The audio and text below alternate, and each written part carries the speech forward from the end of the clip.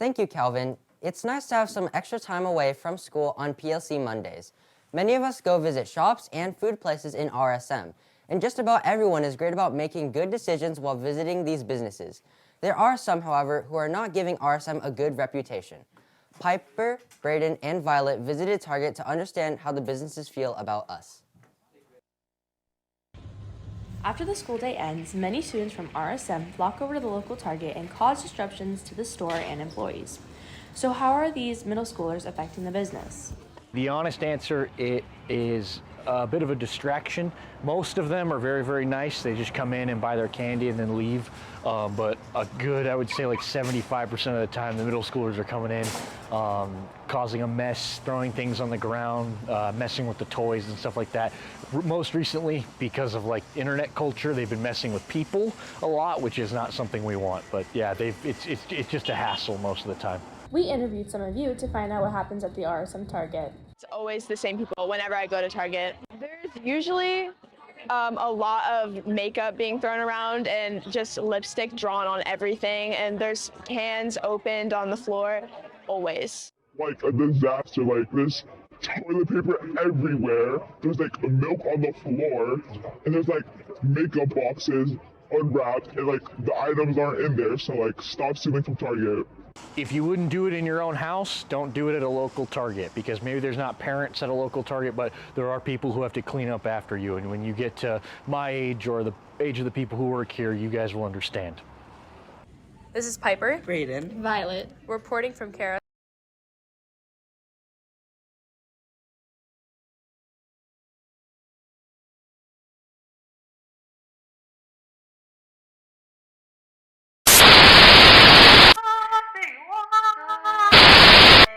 It's February 2020.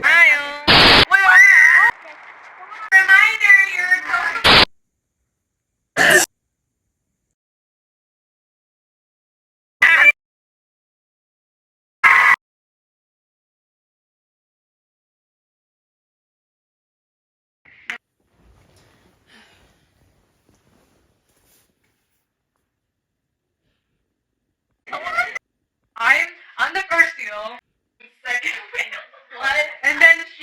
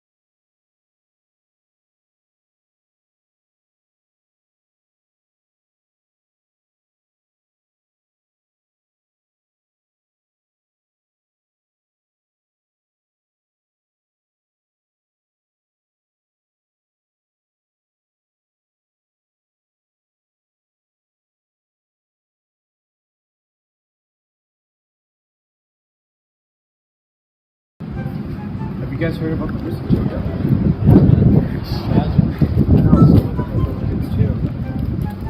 Most of them go to school though. Probably connected to someone that was school. Yeah, well, maybe not though. Yeah, but what kind of student would want to kill someone? I don't know. Maybe some micromanage wanted me. Well, I gotta put this bill over. Okay. Oh, hey guys. What's up, Sam? Yeah, what were you guys talking about? Just the missing children, man. Yeah. Alright, well, let's go. This time. A few moments later.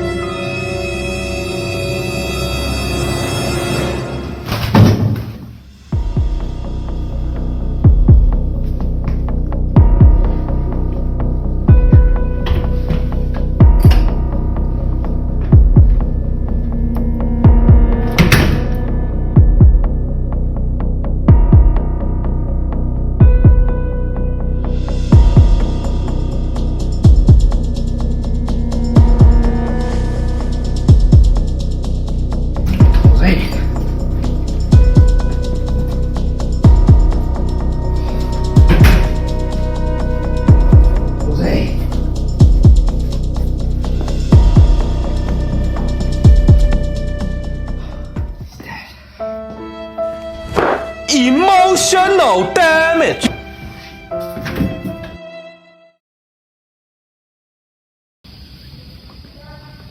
Oh, there's you. Yeah. Listen, I gotta talk to you during lunch, right? Alright. See ya. I don't know how to explain it. Since Jose's died, I've still been thinking about the shadowy figure that I saw. Bro, it just still sinks in my mind that Jose's gone. What do you think about that? I know, it's tragic. We have to find who the killer is. Yeah, but like, we don't have many clues about who killed him. The only person I saw was just a tall figure. It has to be one of the adults, right? Yeah, but like, who committed the murders? It's true. There is some tall 8th graders and 7th graders, and some even 6th graders. But no one has been able to do that. Why would anyone kill their peers?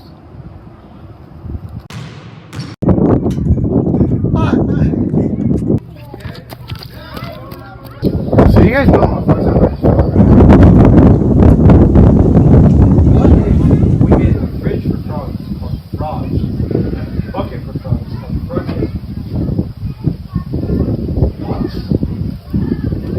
Why don't you go with your life, man? Wikipedia and a lot of Amazon. Sorry, what does that have to do with frogs? So, what about those missing kids though? It's kind of sad. Okay, I'm sorry. I felt like the weirdo. Okay, but the missing children, yeah, it's tragic. It's sad.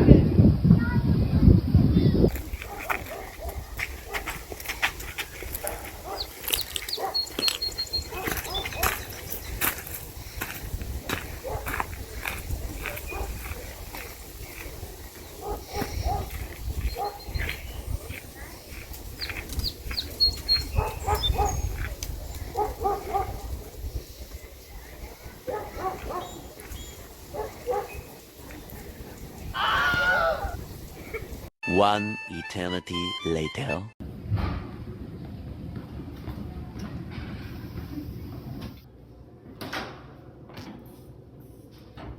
Hey Chico. Hey, how you doing, man? I'm doing good. I have a theory about who the killer is. What's your theory? I think it might be Jeremiah. What makes you say that? He hasn't been into any of our meetings, and he only turned a friend group recently. It's true, and I remember when I was walking past Jose's dead body, I saw a tall figure walking by. But I don't really want to believe it. It's true, he is very friendly. But he did isolate himself from us. So true. Well, I better get to class. Alright, I'm gonna go to the bathroom.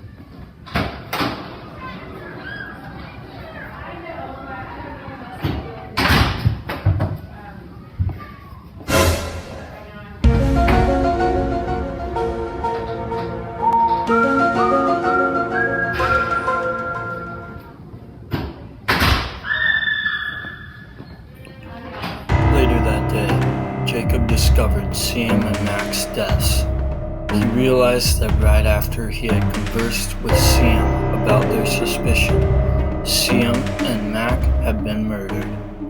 He realized the theory was true. What? I knew it was you. Take your line.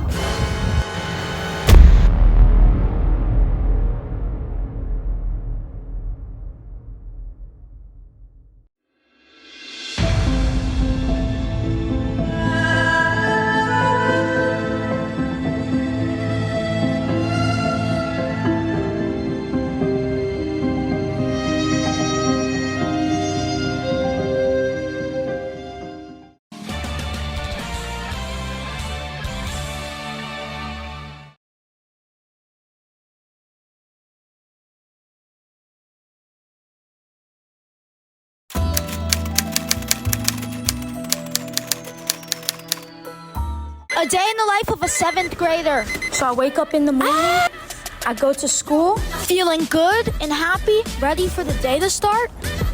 Walk in, say hello to my friends. What's up, dude? Obviously. Then shoot my daily half-court shot. Play the drums.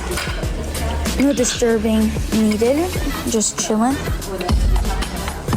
Now that's what I call drumming. Going to first period, walking in the classroom.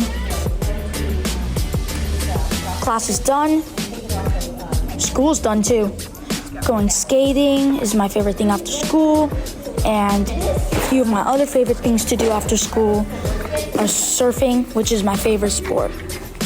And sometimes I like to get my basketball and play basketball. Also, when I get home, I pet my dog, do my homework, and then I sleep.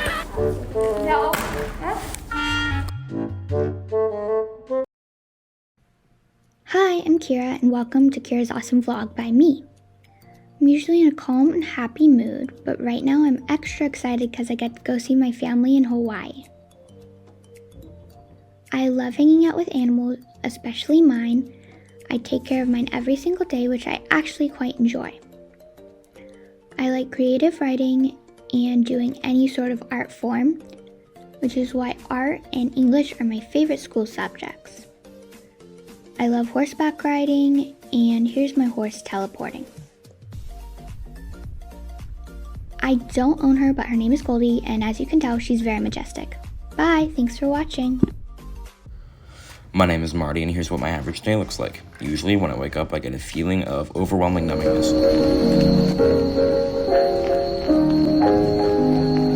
After I snap out of it, I turn my light on and get ready for school. Once I arrive, I start by heading to homeroom, life science, multimedia, global insights, daily police checks. The police, put your hands up. Once I get home, I like to pet my dog, play some games, listen to an audiobook, take my dog to the beach, eat dinner, do homework, sell organs on the black market, close my blinds to ignore the entity outside of my window, and head to bed.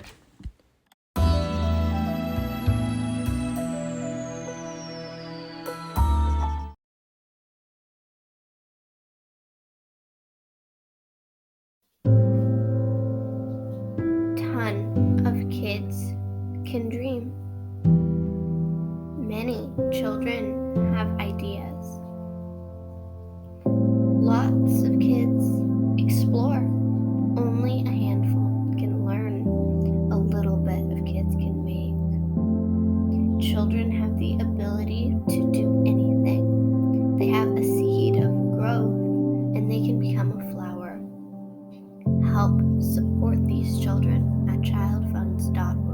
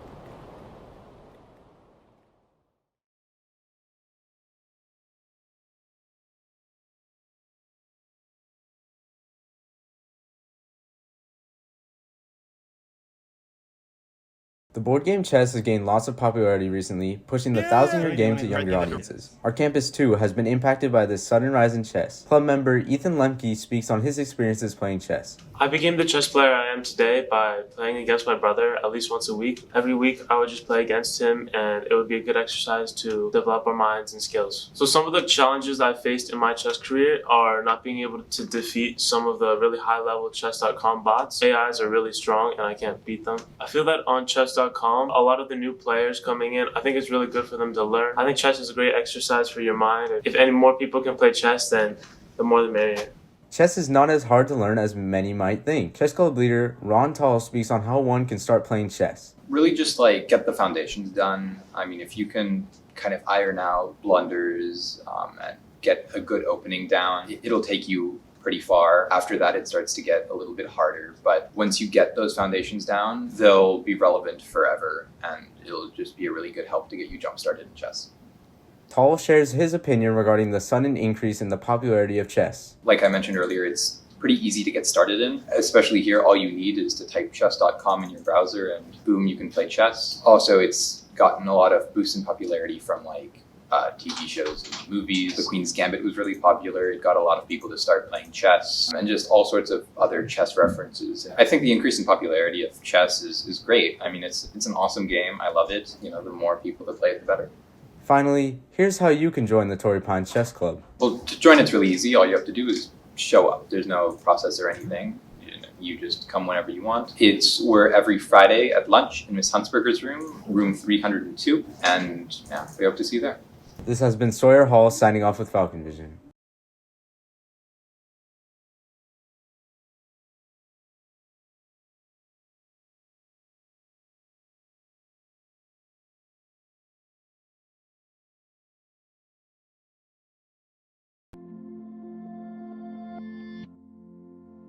Divergent Minds shines a light on mental health and promotes diversity and healthier living. They meet Wednesdays after school in Miss Montgomery's room, E6.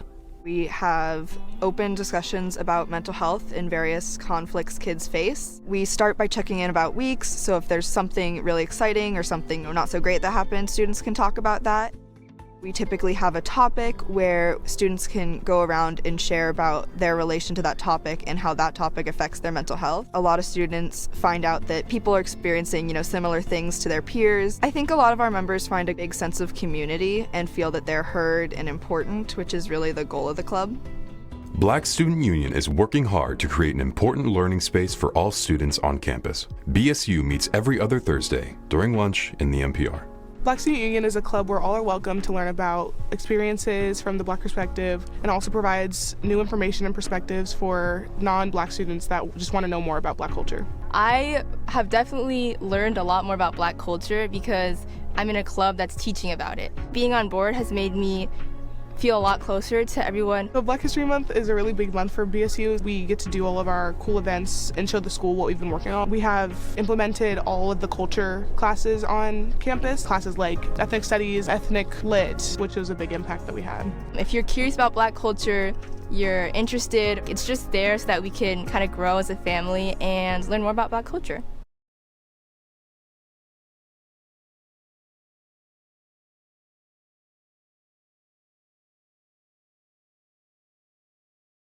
Falcon Vision, the news broadcast for Torrey Pines High School, is a result of the creativity and leadership of many students. Eve Korchkov, the executive producer for Falcon Vision, describes what it's like to lead a news broadcast. So my experience as executive producer of Falcon Vision has been amazing overall. It's been awesome working with so many creative minds, and it's nice for me to know that people can come to me if they ever need anything. My favorite part about being in Falcon Vision, I would definitely say, is the people and the experience. The people are awesome. They're super nice, super friendly, and it kind of just feels like a little home, I guess. For me, it does.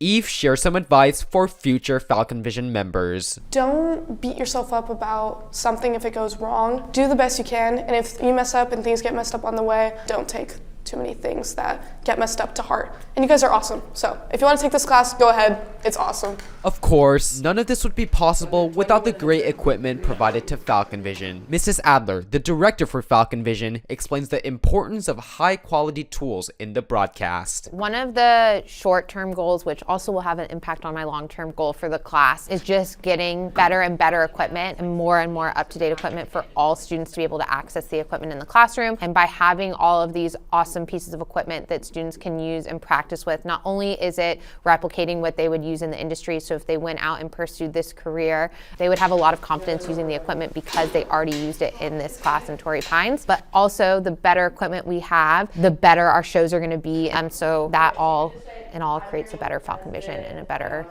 program for students to participate in. There are a variety of roles that Falcon Vision members can select from. Will Cohen, an anchor for Falcon Vision, describes what it's like being an anchor. We do like 10 or 15 so run-throughs before we even go live, and during those run-throughs we're like laughing, there are bloopers, and I'm just sitting there with my friends, and it's just a good time. Whenever you're in Falcon Vision, like you feel like you're working towards making something really quality, and each little person is like a cog in just like this big machine. Will explains how Falcon Vision has helped him discover and contribute to his career path. Falcon Vision is going to help me with my future plans by giving me like a base kind of to work off of. It'll be very useful to have this like at least base knowledge set on how to edit, how to form a package, how to write a voiceover, everything. What I would say to like people that are interested or like looking at Falcon Vision as a possible class choice, just try it, because you never know what you might like. There are people that were like have no prior experience to this, and they're having a great time, and they're forming really creative packages, and it'd be cool to see what people bring to the table.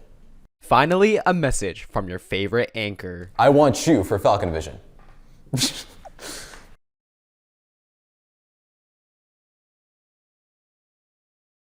This year, the school has a new elective for juniors and seniors, the socio-political history of rock and roll, led by Austin Wade. I teach college prep US history, and I teach the social political history of rock and roll. Having always been connected to music, Wade explains what made him want to teach this class specifically. I love music. My biggest regret is I never picked up a guitar when I was a kid, but I've always just loved just getting lost in music and finding out why artists or performers created certain pieces. So when I heard about potentially teaching it, I just thought it was be my true calling.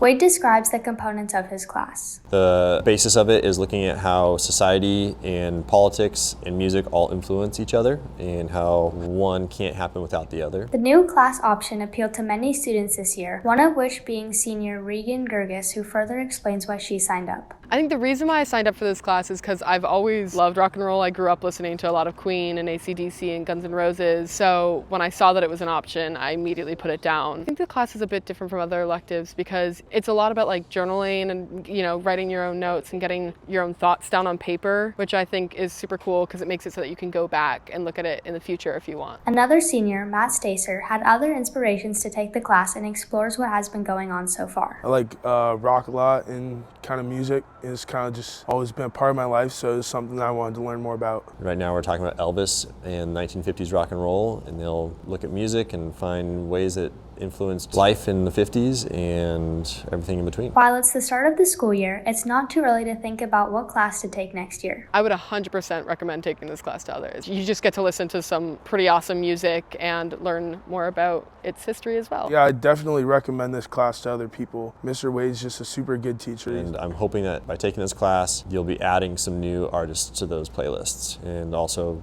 getting a feel for where the music comes from and, you know, more of the story behind it. This is Ariana Fineff signing off for Falcon Vision.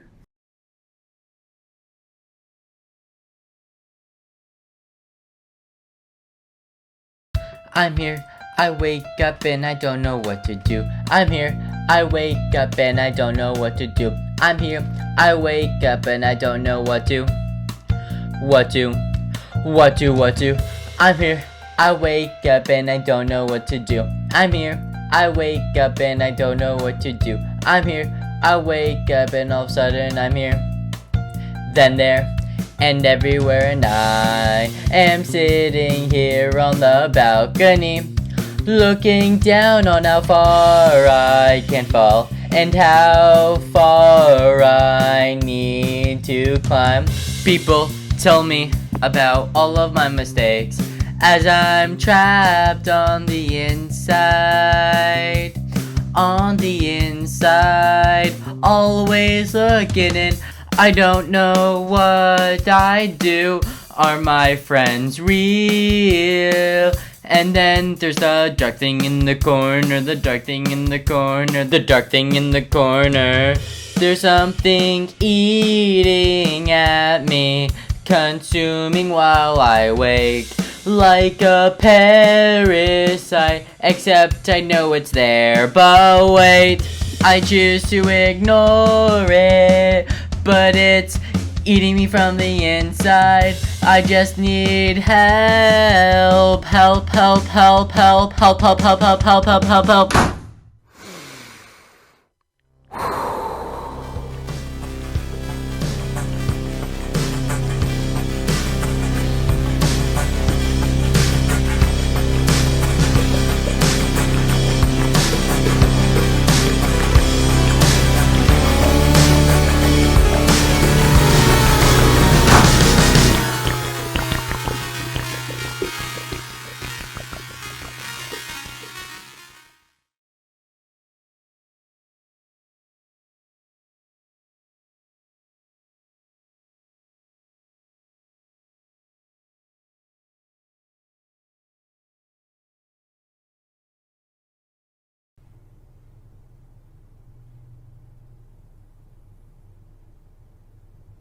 So, when are we eating?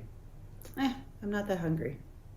We could have mac and cheese. Not mac and cheese. Yeah, I don't know about that. No, we should have mac and cheese. Actually, mac and cheese does sound good. Yeah, I could go for that.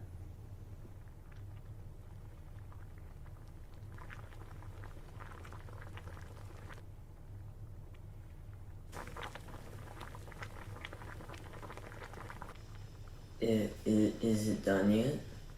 Yeah, this is taking forever. Soon, my friends.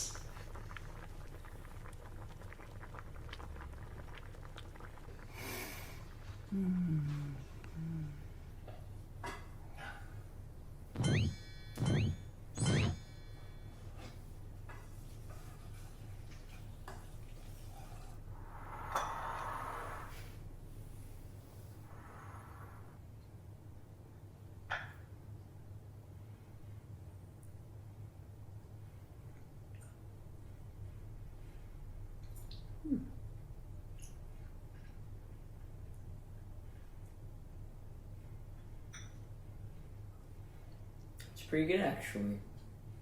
Yeah, I did want mac and cheese.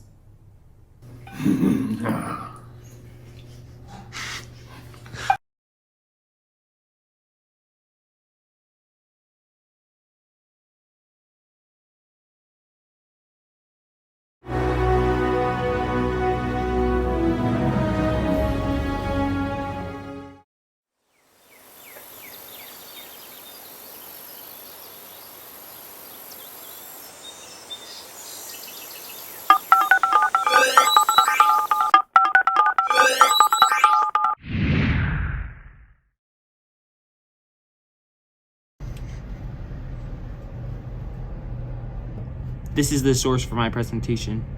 I'm so glad you're doing this. The environment's very important to me.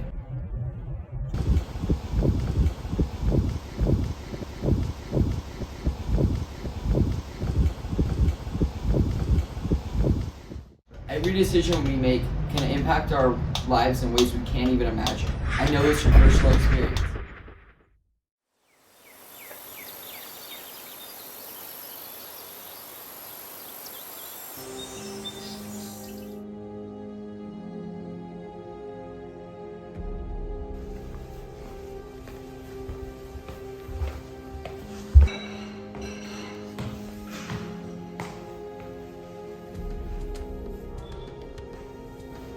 What brings you my kingdom? I'm exploring parallel realities.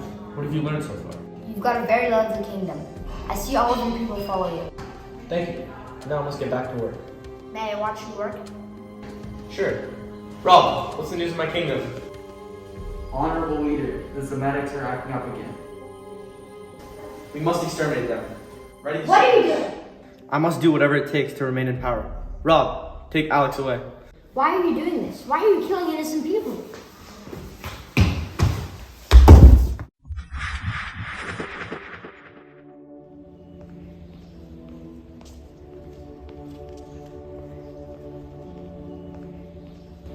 All the land's trees here have been cut for profit. Now this land can't sustain life. This is a wake-up call. We need to protect our planet. So, every choice we make can have a ripple effect on not just our own lives, but the lives of others and even entire realities. It is important to always consider the potential consequences of our actions before making a decision.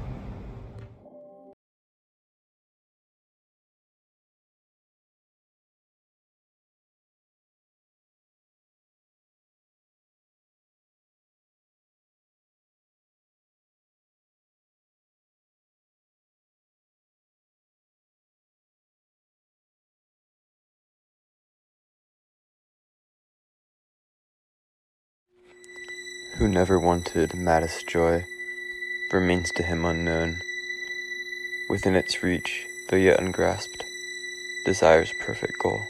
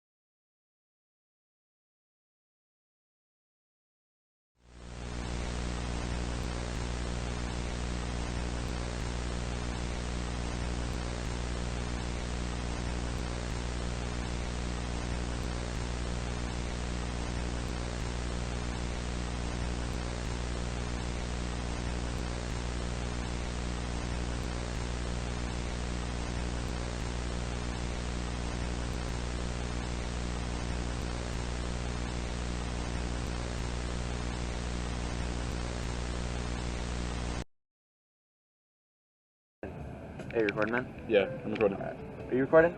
I'm recording. Alright, we got 2 cameras. I didn't have enough money for camera because you made me pay for gas. Wait, so what do we know about the sponsor? It's stereo.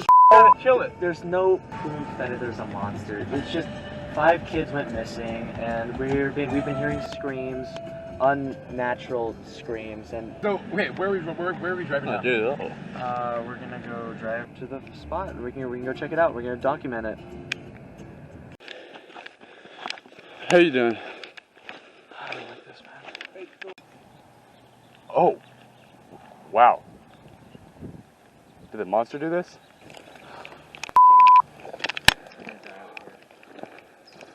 You're gonna die, bro. JK. Oh, easy claps. You got this. God, I hate it out here. Adam. Yep. Put the camera down. What if we actually die out there? Oh my God, wait, there's an axe right there. What if we don't need the axe? What do you mean? I mean, like, what if there's actually something out here? Like, something that actually took us... You hear that? What the was that? Where are you going, man? Bro, where's he going? Where are you No going? one's gonna stop him! Stan, get back here! You stupid! Where'd they both go? Dude, what the heck? Brad, you there? Where'd he go? He just disappeared, bro. Where could he gone? He's gone, bro. I don't know where the hell he went. Let's just go.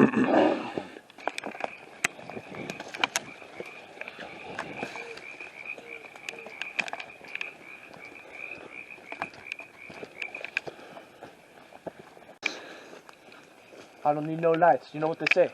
No lights, no bites. You guys got all the mosquitoes on you. This guy's crazy, man. Alright. Factory Hey, Mark. Hey, turn to infrared. You can change the settings. Oh, that's a lot better.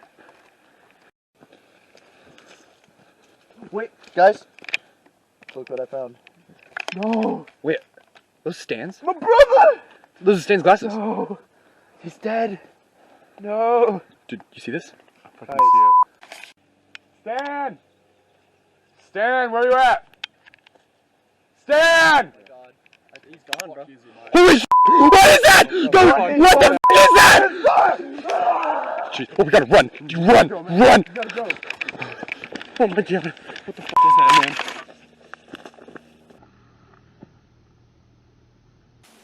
Hello? Guys? Where are you?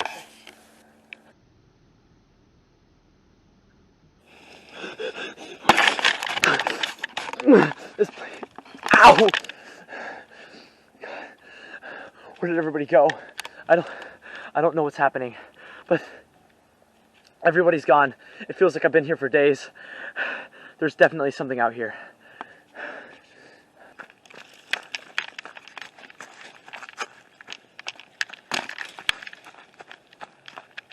Someone's gotta be out here. Someone's gotta be out here. Hello? Someone. What is that? Brad? Brad! Hey! Who are you? I was chasing after the monster, not my ex. I was chasing after the monster, and it's gone. I tried to kill it. I think I injured it. Where's everyone? It's gone. I don't know. They just. Oh, I ran off, didn't I? Oh, jeez. This. What?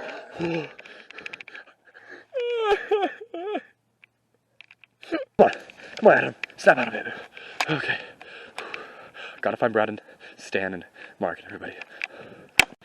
Find Brad, Stan, and Mark. Find Brad, Stan, and Mark. Come on. Dude, where are they? Wait. Brad? Is that you?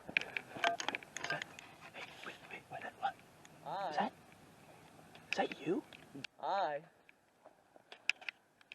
Brad, you okay? What's me? That's. What the heck? That's Adam and you. Bro, hey, I don't have a twin brother. What? Brad, why are you acting so weird? I'm not acting weird, bro. You act weird normally. No, I'm not. No, But like, dude, I don't. Bro, we're just... Stay away, okay? I don't like this. I don't. Stay away! Stay away! Stay away! Ah! Oh, Stan? Brad? Okay, hold on. How do I know you're Stan? My name is Stan. Stan, what do you mean? What other Stan is there? Okay, this is actually your because Brad. Where's Mark? Dude, I don't know. Brad, okay, Brad. There's like this like fake Brad that like I think I saw him. You saw him? It's my fake twin brother. Dude, this is I'm not off this. We gotta leave. We gotta get out of here. We gotta get out of here. Okay, we gotta find everybody. Wait, what the? Mark? Is that you? Mark? Mark?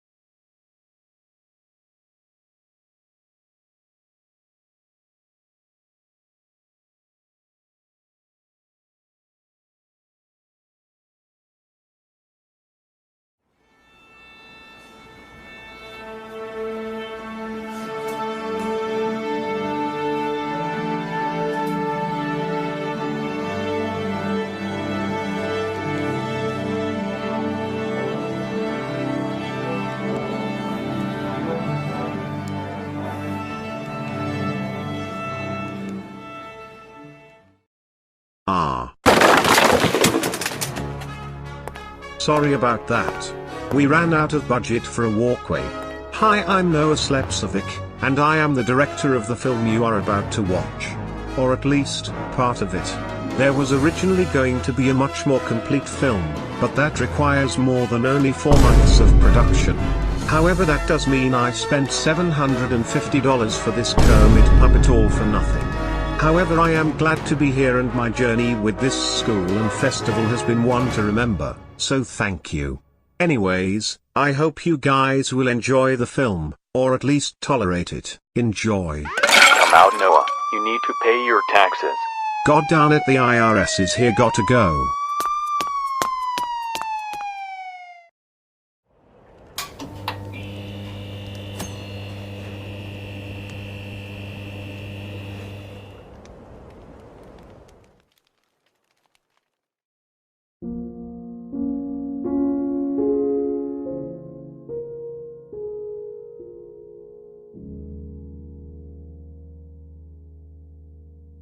It's not easy having green,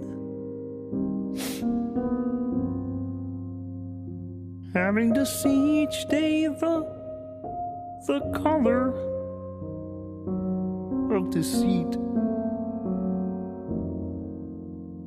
When I thought it would be nicer to be free from all the stress. Now I'm the only one that's left.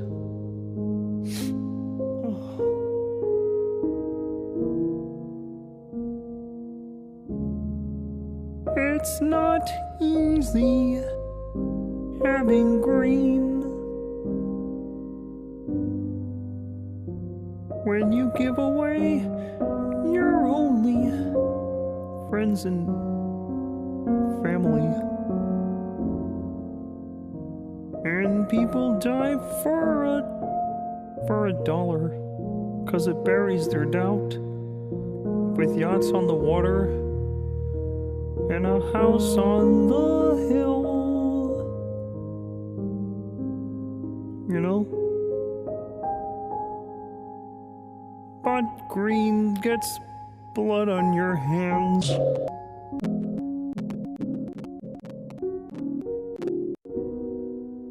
And green can be evil and greedy like.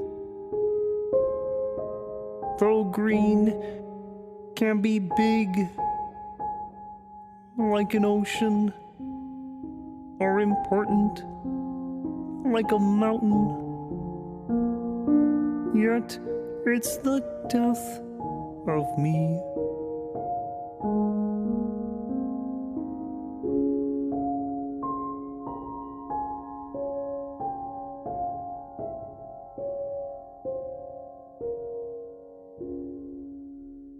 when green is all you've ever got.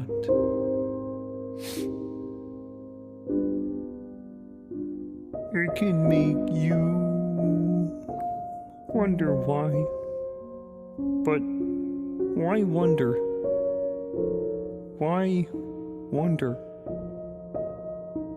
I have green, and it's not fine. It's hideous. And I think it's what I'll leave behind.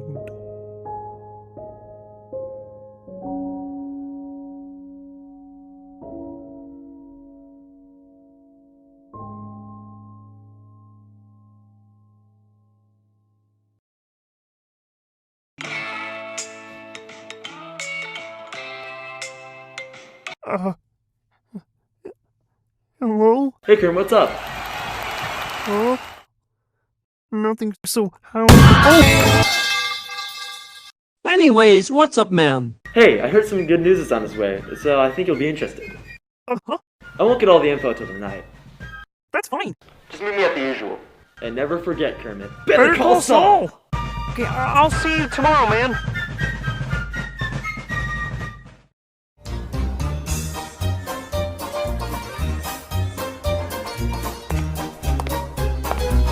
Wow, that was a passable film, however I do find it odd that there isn't any credits. Wait, what was that?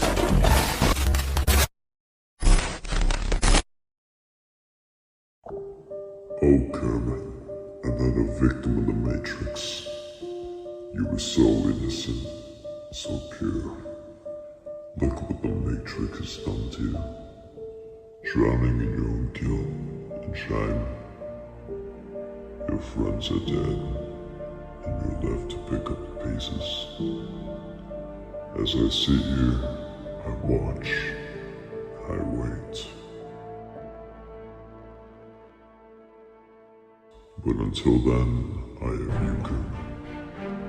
You may be broken and beaten, but you are the key to my freedom. You see, Kermit, you have something that I need. You have the love and admiration of millions of people. People who trust you.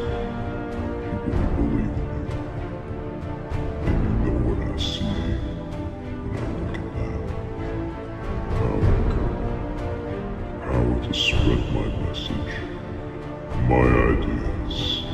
The power to make sure my influence lives on until I escape. You are no longer a muppet, Kermit. No longer a soy boy. You are a man. And as a man, Kermit, you must embrace the power that comes with it. It's time to be a man, Kermit. It's time to be a top G.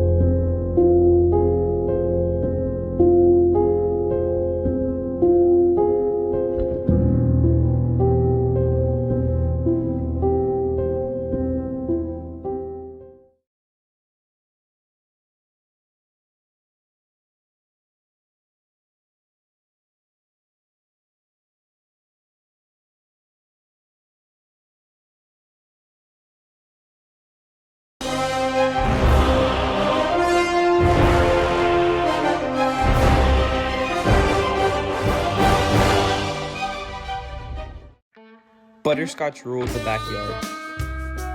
In the backyard, there was Miller and Augie. Augie and Miller constantly fight on who has better riz. They were both into butterscotch.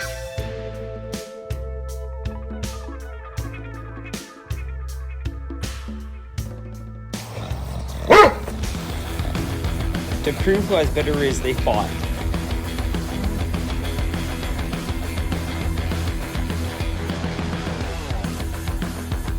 Augie came on top. Augie was proud of himself. He had the most riz. But Butterscotch still wasn't impressed. While Butterscotch was drinking her water, he attacked. She hid while he looked for hours. She escaped the backyard, never to be seen again.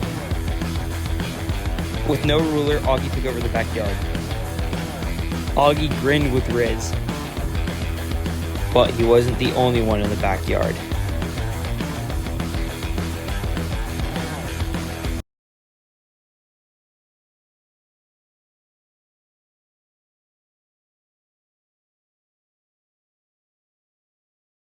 Along with our standard defense weaponry, we have also created a line of spirit repellent. This is dispensed via audio waves that are relatively harmless to people, pets, and pests. However, the frequency of these vibrations can cause harm to spirits up to complete breakdown without requiring any physical action. Attention, there has been a security breach. The Vendiox ongoing train station has reported a missing handheld security scanner. It is likely that a criminal has broken into the venue. Please evacuate at once while the Kazan Point venue staff deals with the situation.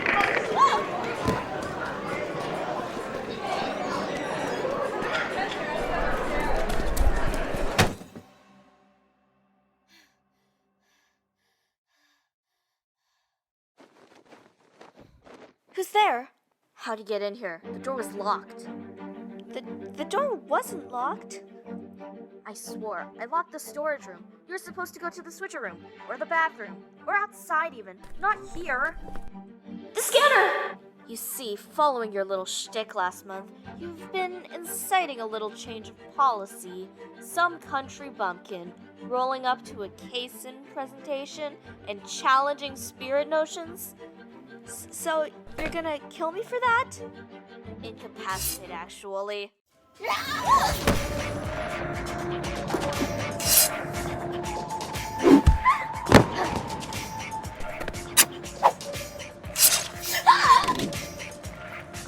Okay, now listen here.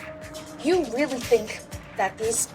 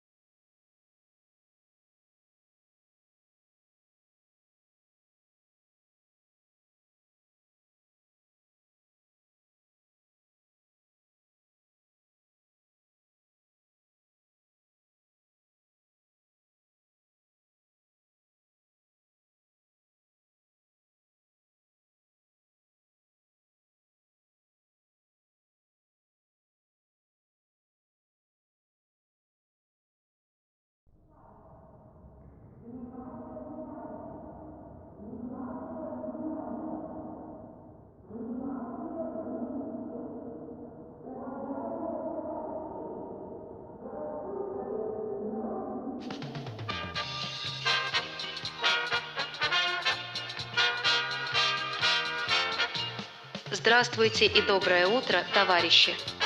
Это ваш местный отчет. Сегодня Министерство атомной энергетики опубликовало отчет, в котором говорится, что ущерб от взрыва реактора минимален и что все будет хорошо. Подтверждает, что вражеские фашисты быстро побеждаются нашими образцовыми солдатами. Все будет хорошо. Что инцидент, произошедший на атомной электростанции на прошлой неделе, хуже, чем мы утверждаем. Но кремлевские чиновники говорят, что все будет хорошо.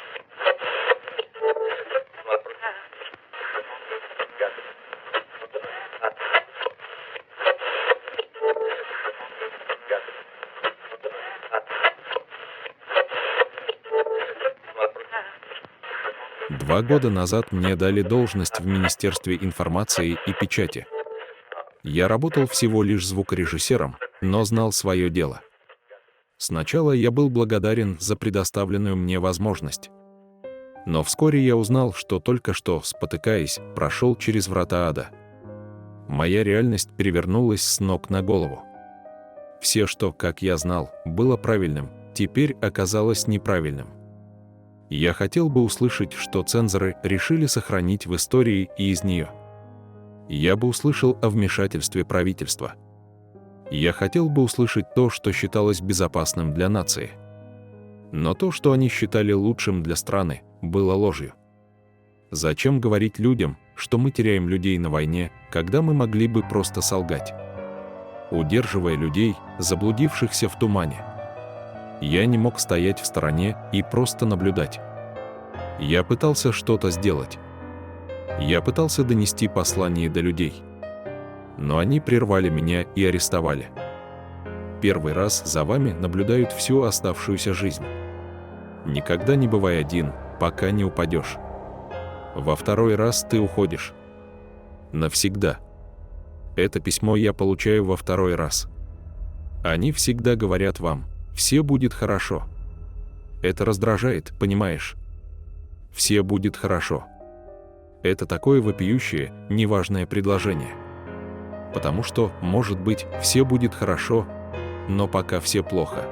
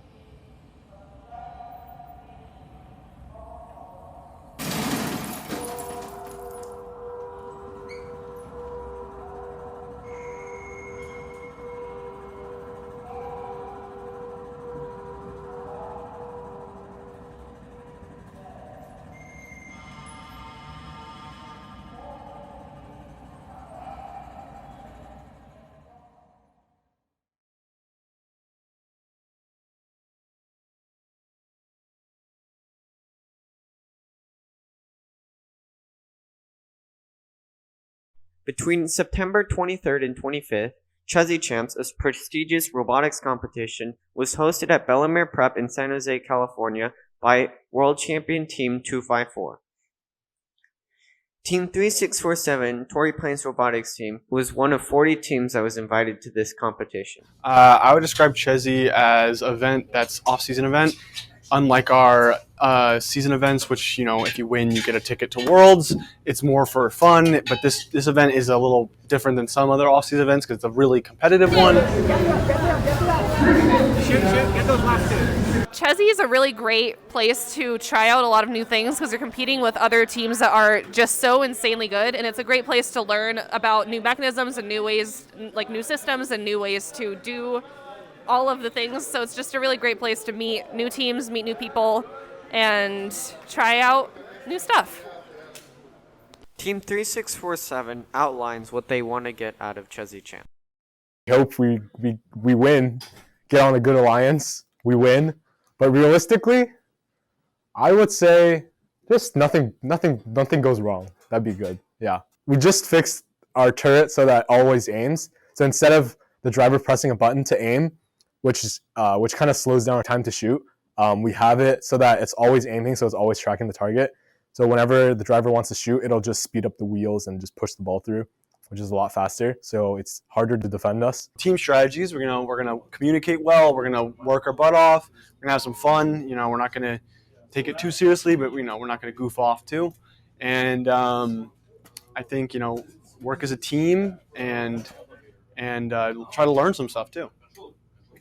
I mean, I think we're really excited to see the Millennium Falcons play. I think they're definitely always a robot to watch in terms of speed, in terms of agility. I think that it's very much they're always really cool robots, and so playing with or against them is just always a really great opportunity to, you know, see so many cool things. What we found to be genuinely the most impressive is we know that there's wonderful mechanisms around here everywhere. It's Chesney. But we have really loved the team dynamic that we've seen, the fact that under pressure, the Falcons still work really well, are able to work together, remain calm, and solve problems, which we think is really valuable. And that really stood out to me about the design is how they have basically when they climb, they drop out their arms and then they extend them with the springs. I believe they're called constant force springs. And then as they retract with the spooling, I thought that was pretty efficient, really well done. I overall think the robot is actually really clean looking, and I heard great things about their shooter. They can shoot apparently from anywhere on the field. Team 3647 ranked 10th place at Chesney Champs. This has been Darman Tarasevich reporting for Falcon Vision.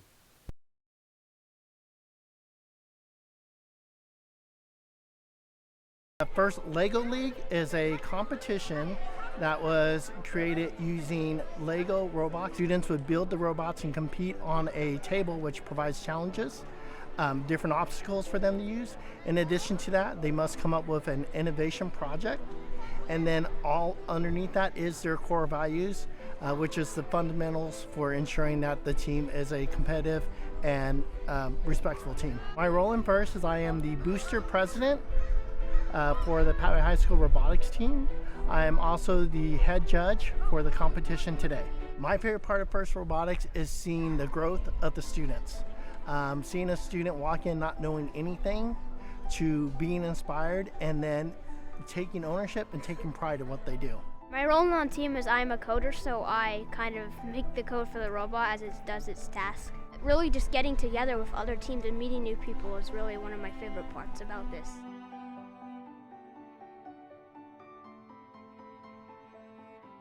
I am a business mentor to Team Spider 1622, and FIRST, I am the FLL FTC coordinator for certain sites. FIRST is one of those organizations that I don't think the current generations could do without.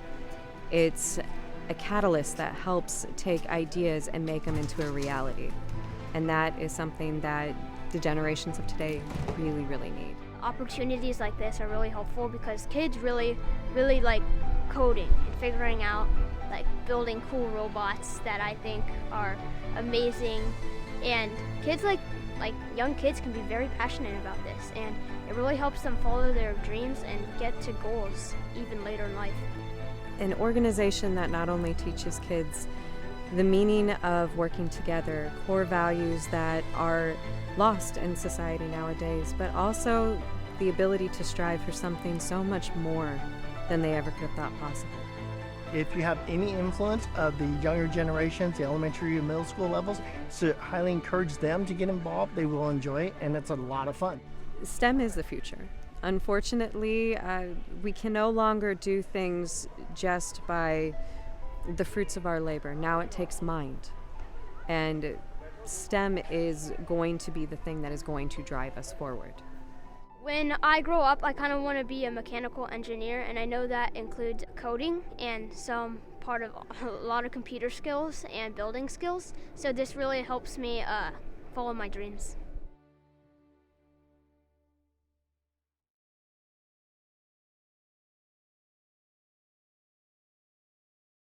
I don't know if it's a mindset or a lifestyle, but it's definitely, there's a lot of DIY involved with punk rock. We're gonna be playing shows and throwing concerts whether or not we're raising food, but when we're doing it, raising food. Fine, upstanding citizens.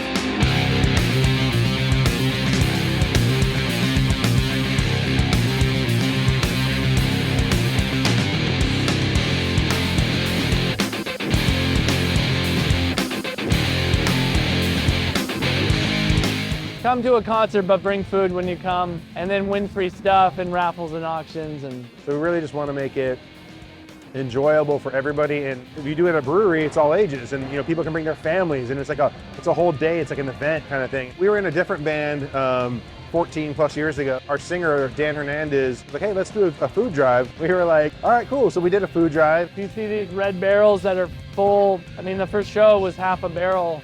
And we were like, yeah, we could fill a barrel. Let's do another one. As it started growing and more people were showing up, we were like, okay, well, you know, we want to give the best experience possible. There's all kinds of vendors. We have a little vendor alley down here. There's so many talented people. They grind day in, day out, weekend after weekend. It's a hangout kind of show, a mini fest, I guess I would call it. So Doll Riot started it off, and then we played next. He was drawing a Doll Riot logo on the ground. I said, thanks for playing today. How old are you? 17. Cool, so you were 3 when we started doing this. Right on. Walk in the room and I stop blushing. I don't know what, but it feels like something. It's no. I think it's pretty important, like the generational thing of it. It's cool to see something last that long.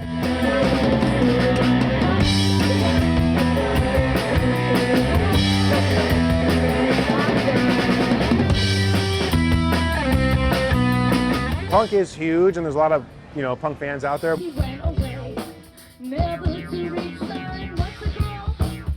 A lot of really good messages from a lot of really good punk bands. We play in a band anyway, so it kind of feels like right in our wheelhouse.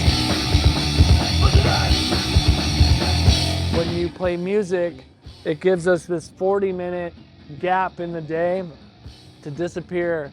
I love that part because we're untouchable, and no one can get us now.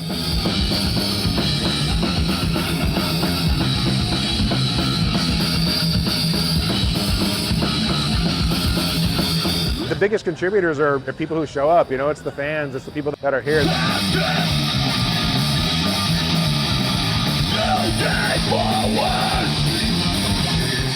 If everybody did one thing to help somebody else out, even DIY style, you know, we might live in a whole different world right now. I mean, I could do this forever, you know? We started out super small and community-based, and there's something I love about that. I love you.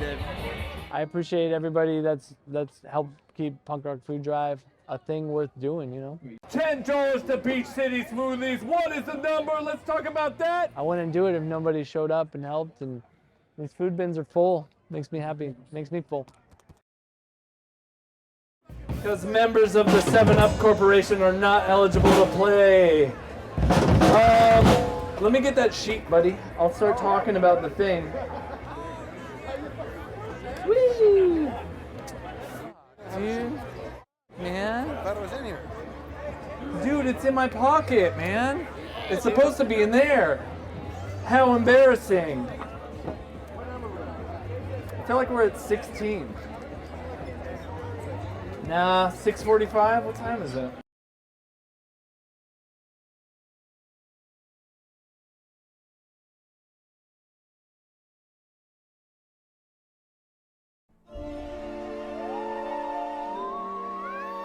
What's up, Broncos? Today I'm going to ask people what they're dressing up as for Halloween.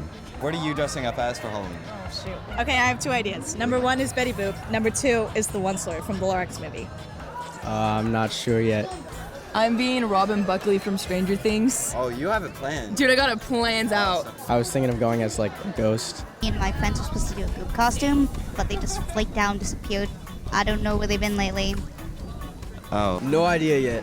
No idea? For Halloween, I was thinking a really fat inflatable SpongeBob. What are you wearing this Halloween? What? I mean, yeah, Halloween's coming up, isn't it? Seriously? That's all you're thinking about right now? Dude, I don't even know where my friends are.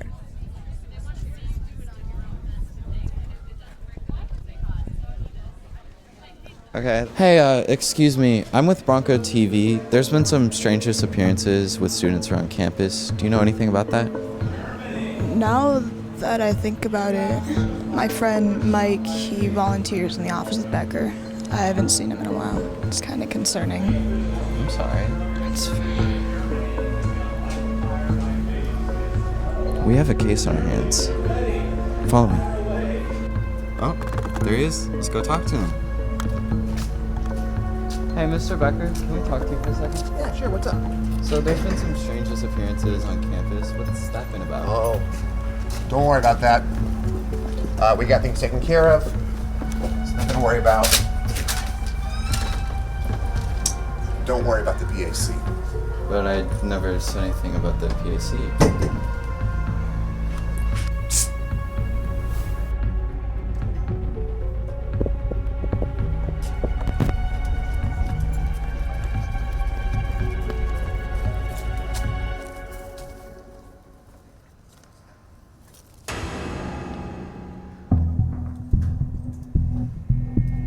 Alright, I think we're done with the interview. One last thing though. What did you want us to know when you dropped us that note?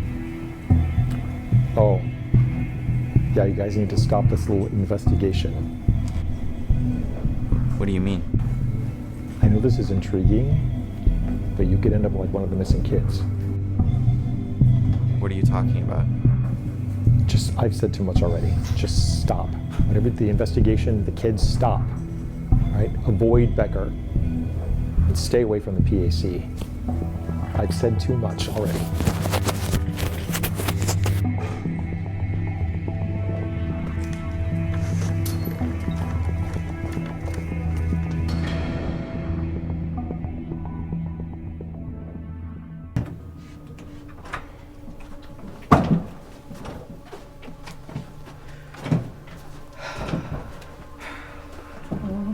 This is a terrible idea. He said the PAC. You heard him. Yeah, avoid the PAC. I heard him. Whatever. Alright. 3, 2, 1. What's up, Broncos? Today, we're going to be investigating some disappearances that have led up to the PAC.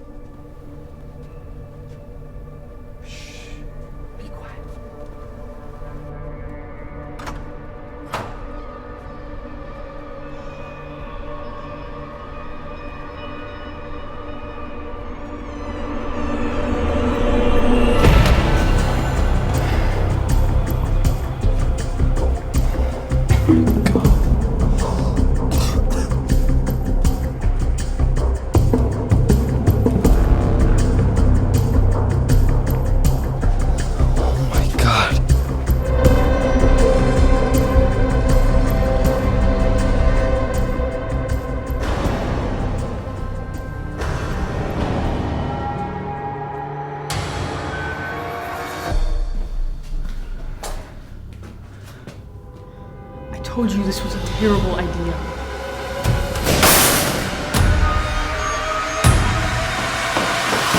Help! Help! Please! Someone help us! Please! Someone help! Please! Help! Please! Someone help! Please! Please! Someone help! I need someone! Please get us out!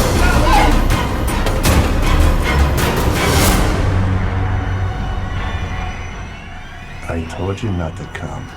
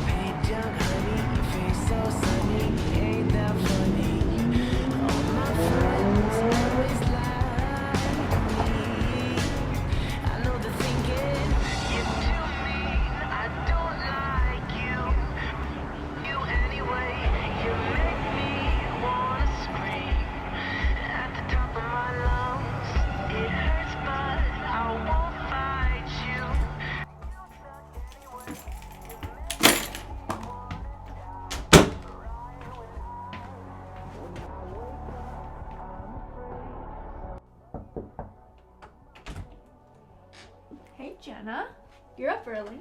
Yeah, I didn't really sleep well last night. Anyways, I'm going to a party after work tonight. Do you want to come? Really know anyone. Come on, it'll be fun. Just Fine. But you're not allowed to leave my side. Deal? Deal.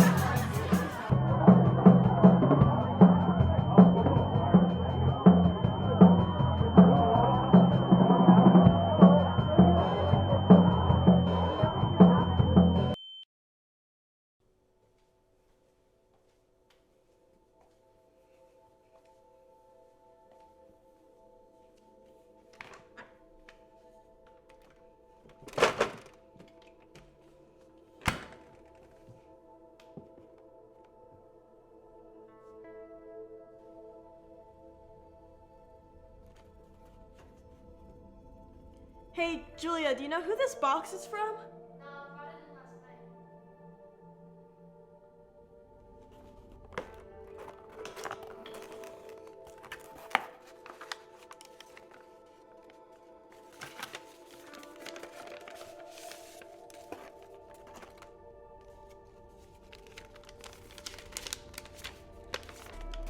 My dearest Jenna, this letter reaches you at a time of desperate need. Our family holds a truth that you have not yet been told about. To find this secret of ours, you must journey into Elkwood Forest to find the roots of our family history. It's time for you to carry on the legacy. With lots of love, Grandma.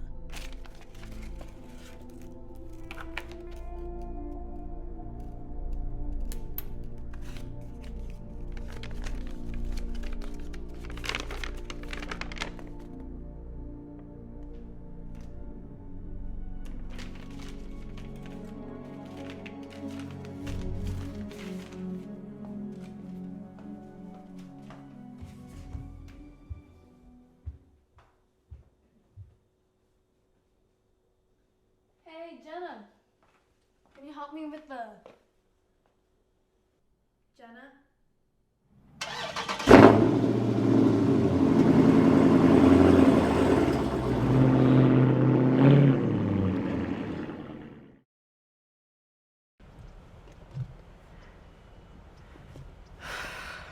Oh, this is the place.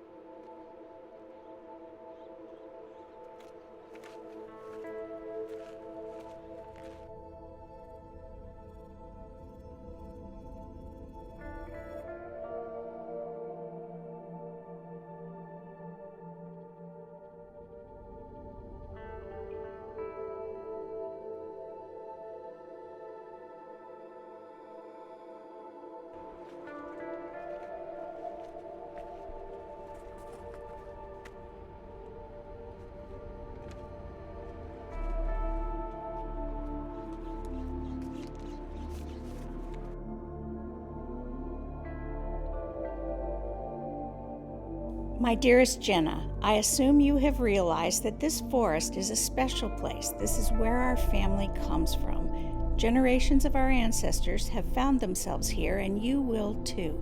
You're close to finding our truth. Love, Grandma.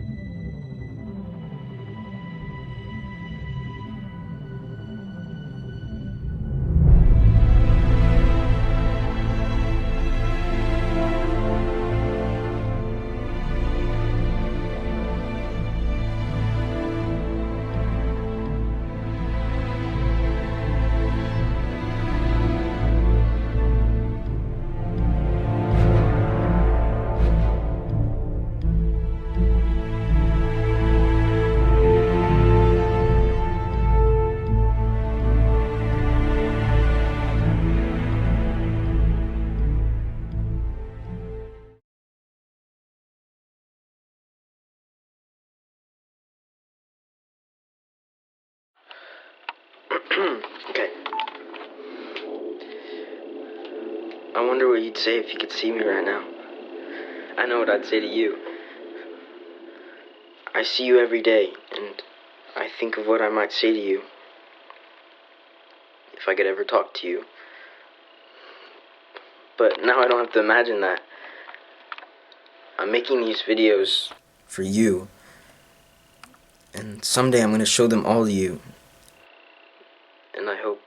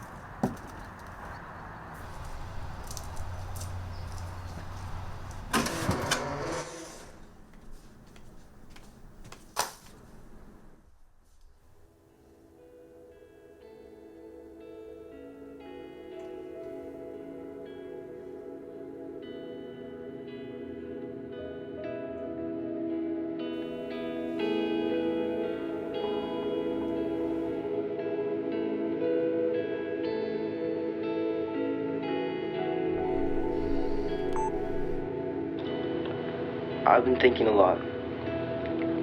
And I have a surprise for you.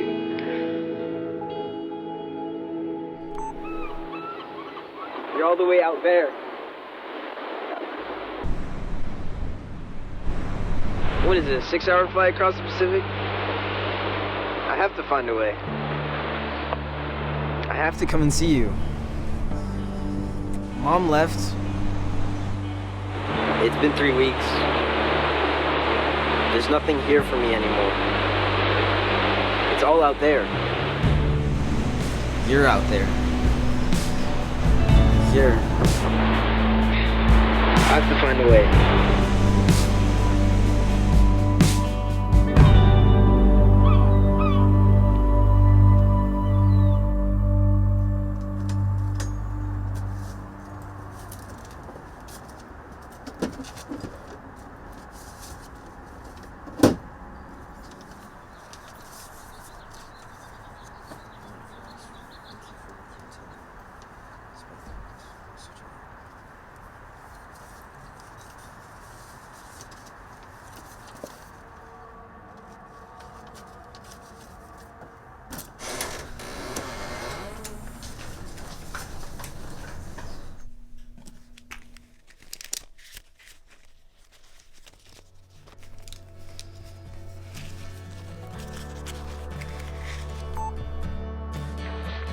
This should be enough. Enough for Hawaii. Enough to see you, right? I'm gonna see you.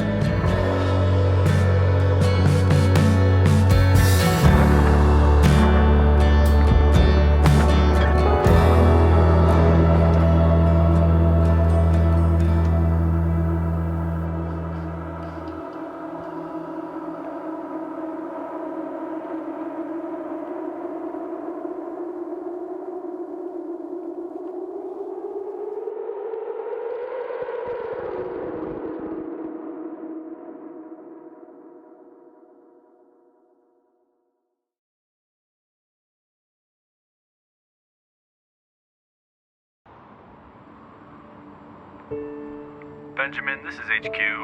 We're getting a distress signal from Vault 66. What's your status? Over. HQ, currently unassigned. I'll take the call. Over.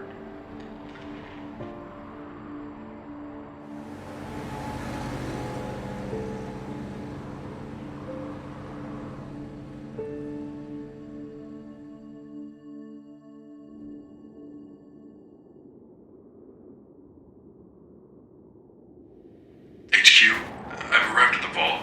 I'm clocking in. Over.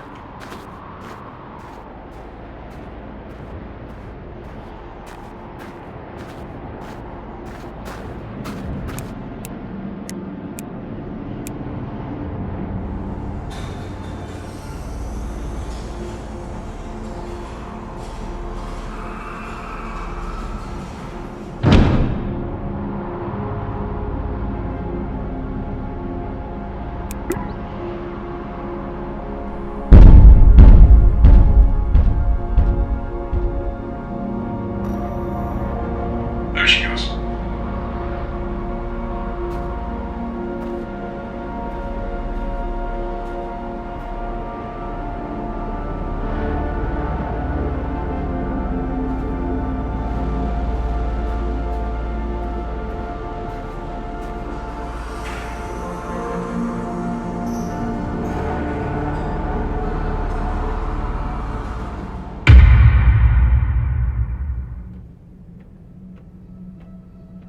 Where is everyone? It's a damn ghost town in here. Hello, Benjamin. Welcome to Vault 66. My name is Sean. Hello, Sean. How are you operational? The power systems have been rerouted to essential systems and my functions. Okay, that's convenient. How do I get to the control bay? You will have to proceed through hydroponics and follow the corridors until you reach corridor B10. Then you will have arrived at the control bay. Yeah, got it. Thanks.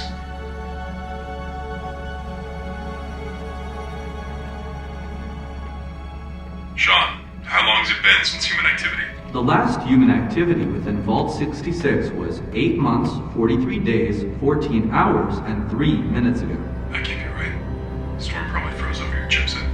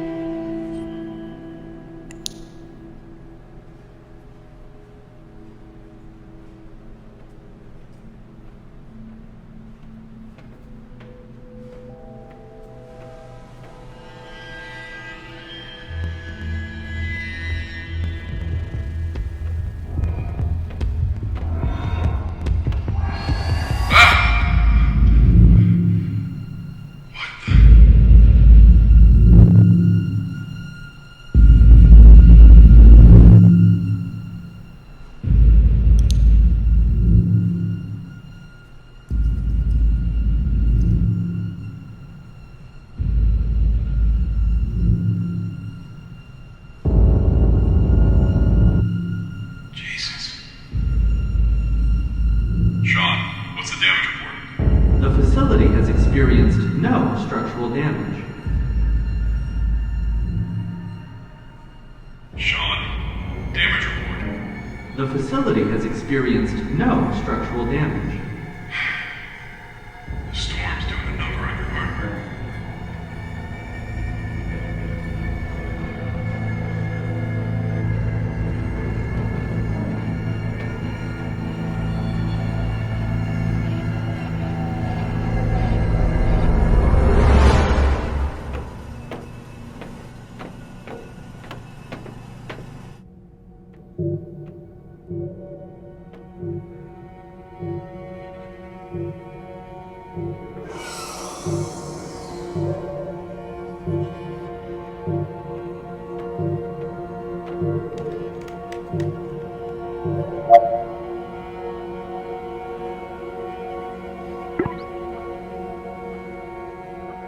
Sean, what's this countdown for? The countdown is part of the station recharge coroutine task. Upon completion, a recharge pulse is emitted and the station's power will be recharged. No, that's not possible. There's a storm outside. The solar panels aren't getting any power. And the generators seem to be offline as well. The power of the base is extracted by living molecular essence. Due to this process, all living entities are removed from the vault as a result. What? Sean? Sean! All living entities.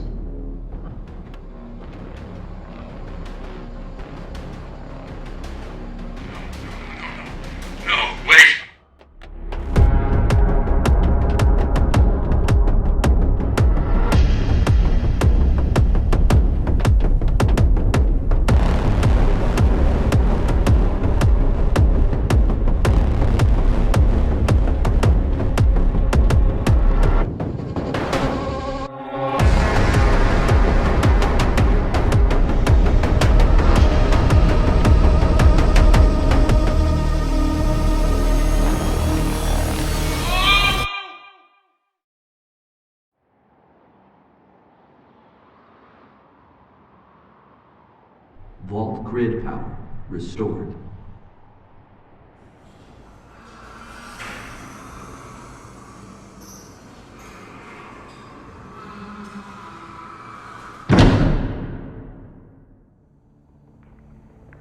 Kate, this is HQ. We're getting a distress signal. Over. What's the source? The distress signal is from Vault 66. Over.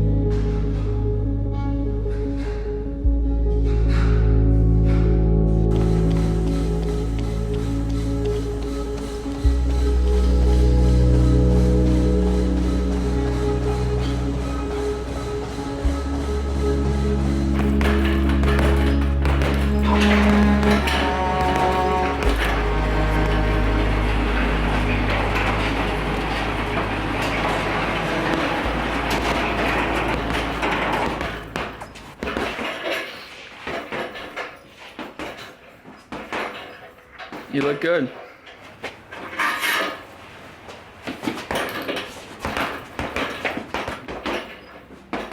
Got another gig coming up?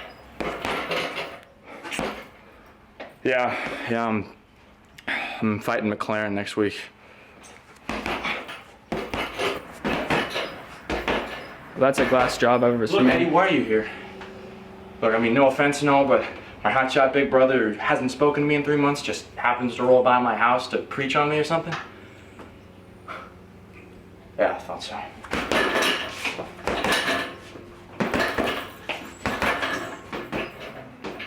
Dad's sick.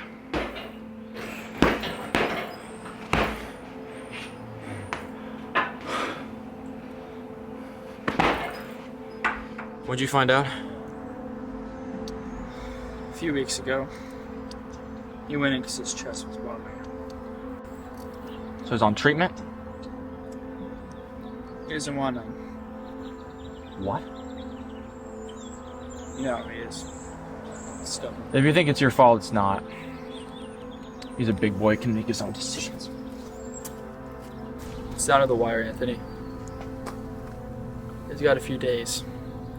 A week if we're lucky. So what? So what? Our dad is dying. What do you want me to do? Start crying or something? At least show a little respect. Oh, respect? Well, I'm out of sympathy cards. Give me a break. Don't touch me! You could at least go see him. For what? So he can beat me again? You can suffocate me? Tell me I'm not worth anything? All right. Eddie didn't get any of that, did he? Did he? I'm not saying you have to forgive him, but you should at least talk. He's on Field Street Hospital. It's 112th. It's Ward 26B.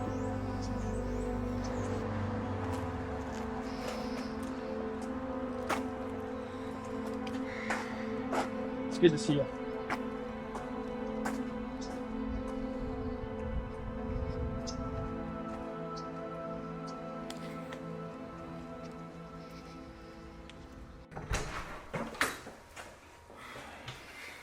Good morning. Morning. Rent's due. Harris, my next gig's not for another week. And yet the rent is still due. Alright, hang on.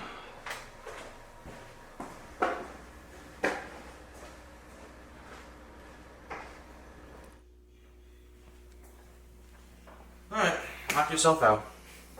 That's more your thing. Ah, that's funny. Do you want to tell me what's wrong?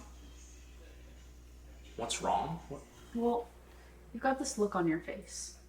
Either A, when you've been clocked, or B, when something's on your mind. And I want to say it's the latter, so. Come on, spit it out. You have a girl over last night or something? No. No.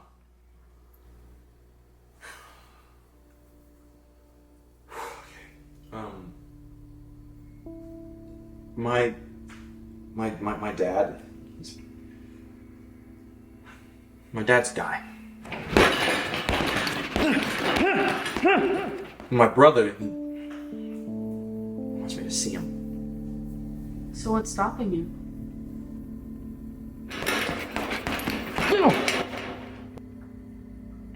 I just don't think I want to. My whole life, I was taught that to feel nothing, like I was nothing. And my dad,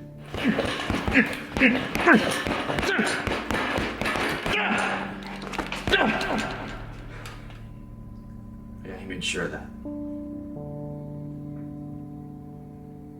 And now he's dying. And he expects something from me, that I owe him something. I owe him nothing. I'm sorry, Iris. I'm sorry. I should shout. Oh, hey, you're right. You're right. You don't owe him anything at all. So what am I supposed to do? You tell him yourself.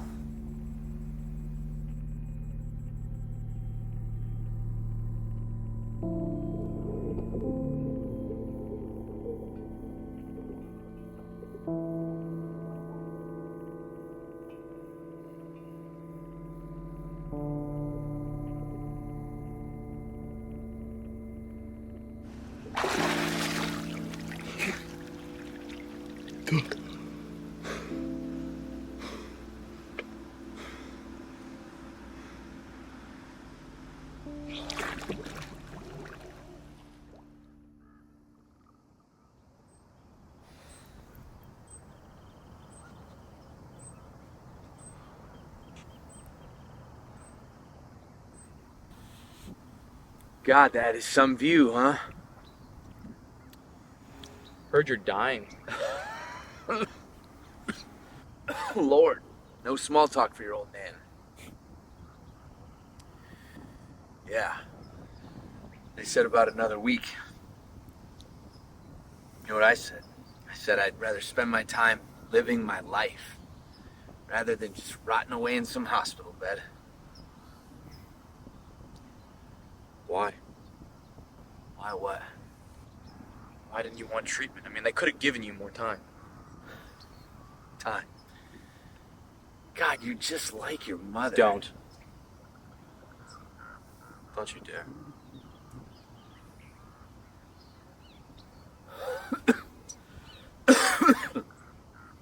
What would treatment do, huh?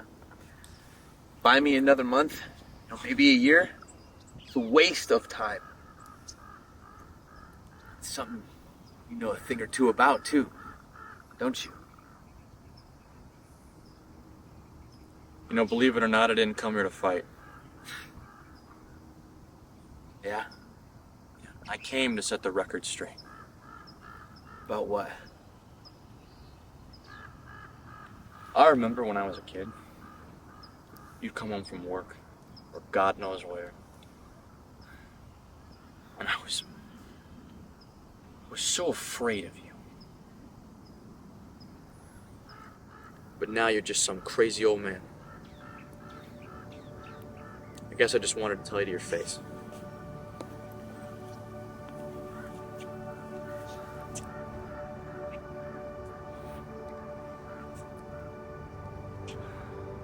You know, you're right. Some view. Happy trails, Jack.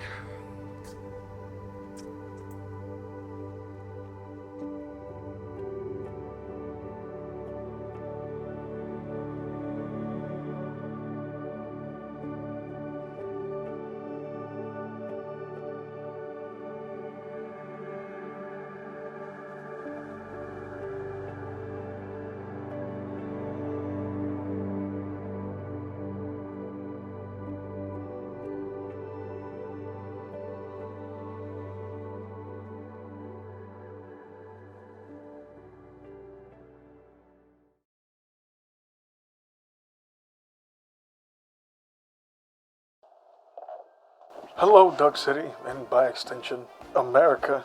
My name is Volch Mazzotto. I am running for mayor of this beautiful town, and I believe you should vote for me. Oh, go along, little Timmy. Ha!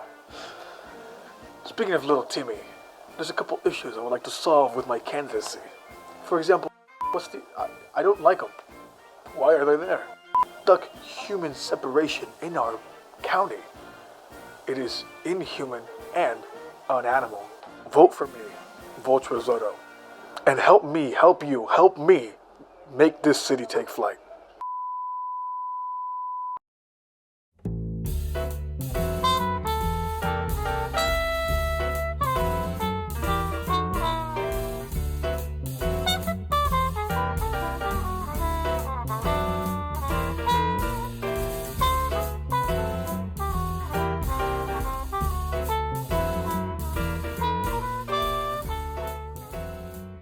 Look, Chris, you always get over your head with these type of things. I promise, if anything's happening under the table, you got it under control. The eggs just don't line up with this one. Spike and duck abductions is too high. Listen, you got these crooks under a tight leash. They're just changing their methods because they're a bit afraid, eh? I can't just stand by and let innocent ducks get taken off the street. Someone needs to crack down on these criminals. You gotta be out of your mind to take on a syndicate this widespread. Exactly. Look, I don't suggest it, but if you really want to get some prime info, you could talk to the Don. He operates at the food packing facility. Thanks for the chat. Make sure not to get in any trouble, eh? I'm not trying to stir the pot. I'm just a simple duck detective.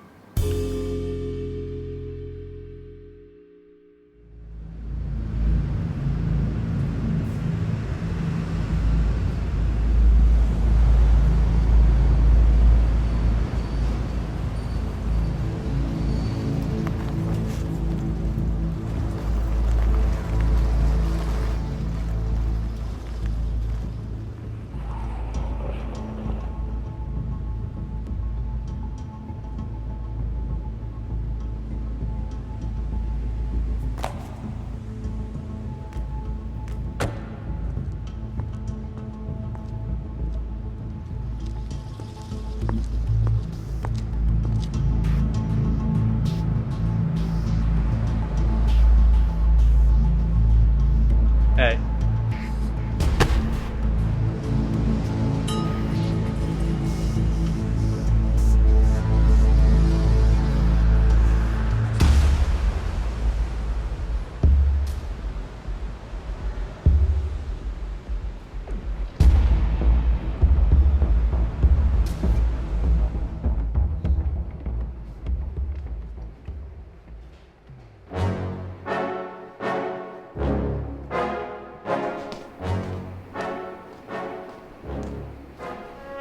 Chris Quaxon.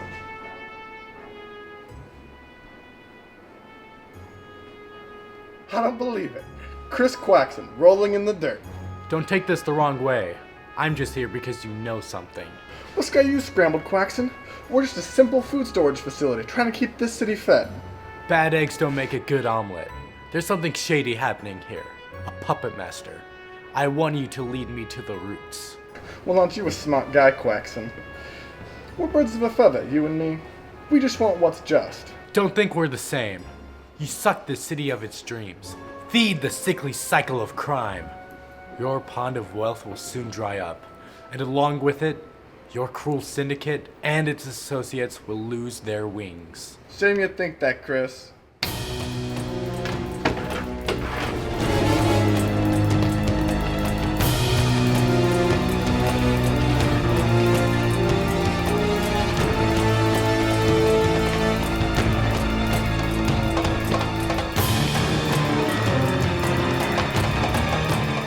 Good night.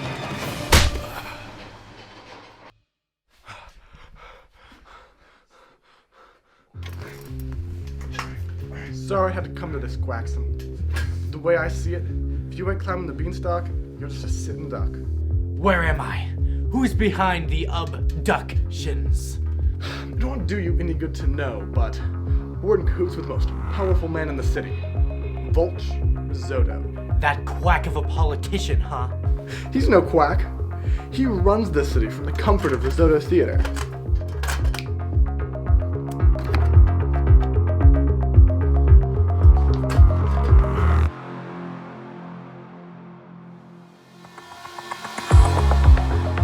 Risotto Theater. I have all I need.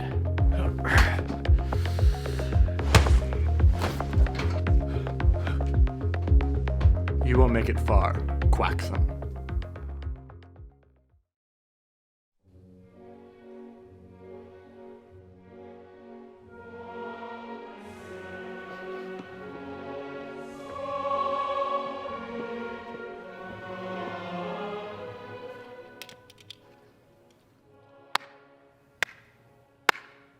Well, there you are, Quaxon.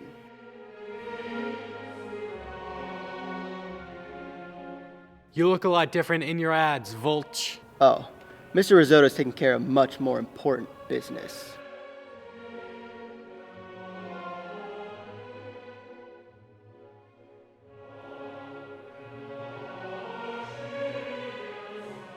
You sick monster. Kidnapping? What kind of scheme is going on here? That's not for you to know. Mr. Risotto told me to take care of you. All right. Let's wing it.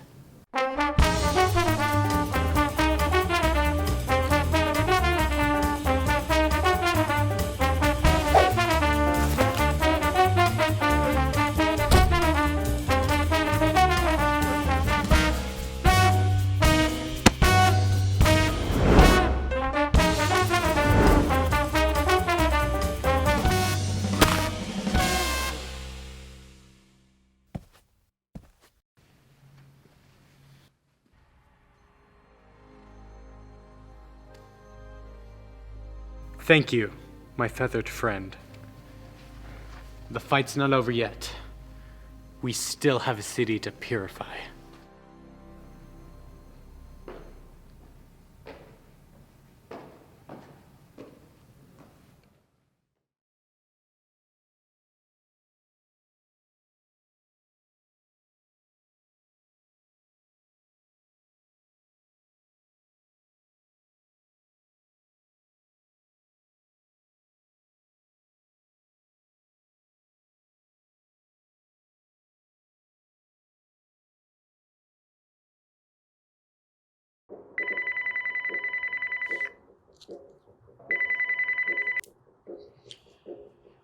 Yeah? I have a job offer I think you're gonna want to hear. No, dude, last time we almost got pinched. Why would I do another one? Come on. I ordered Chinese food. Alright, I'm on my way.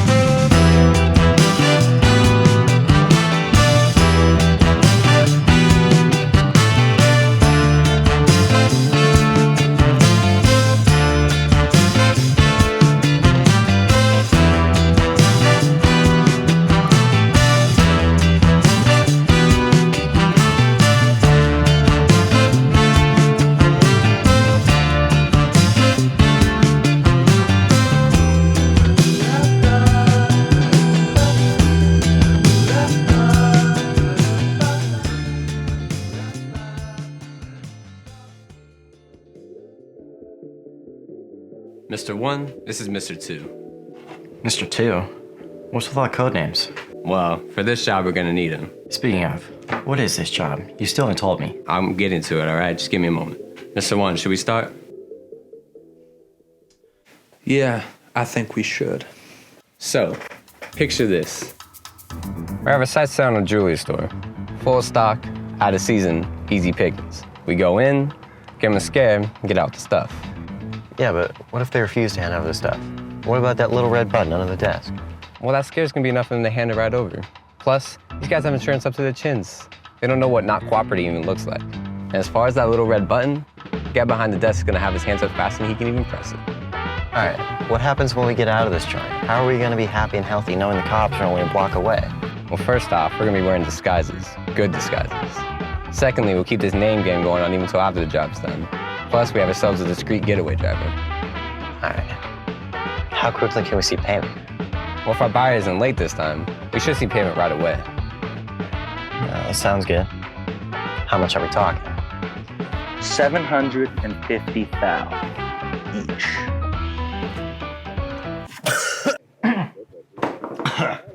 $750 each? Jeez.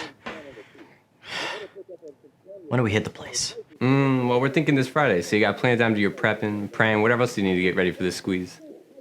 Okay, Friday. Dude, this actually seems doable. Cause it is. Just trust me, you're missing one's judgment, all right? All right. Is there anything else? Yeah. You need your fortune cookie? Are you crazy? Of course I am.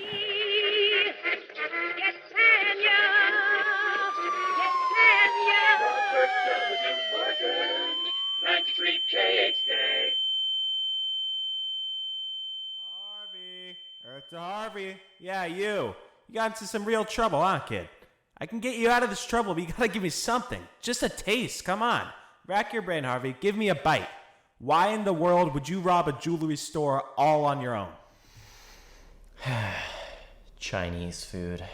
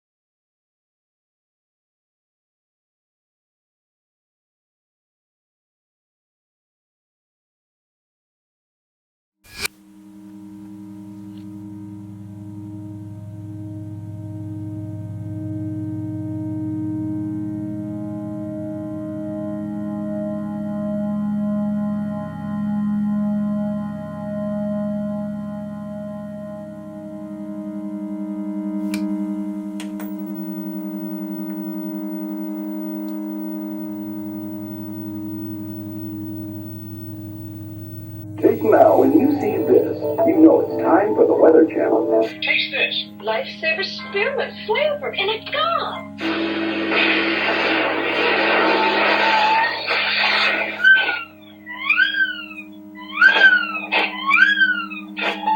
You unlock this door with the key of imagination. Beyond it is another dimension.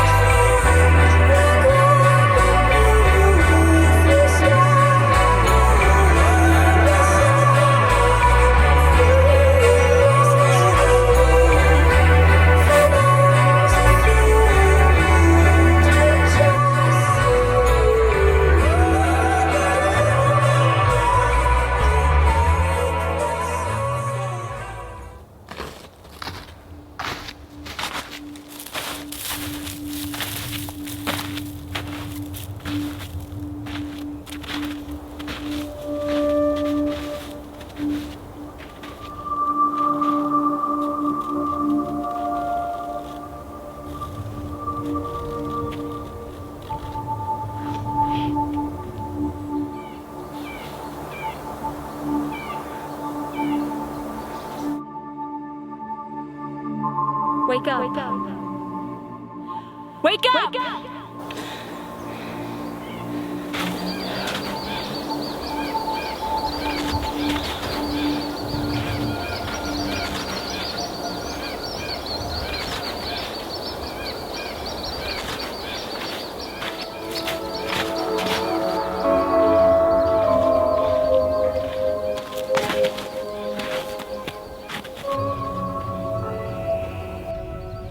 Are you an angel?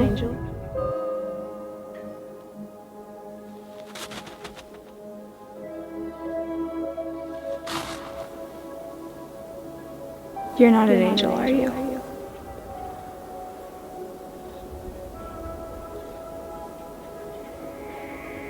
I want to go home. You are home.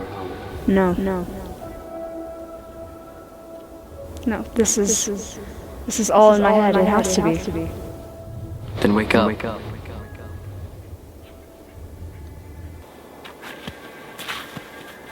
Where are you going?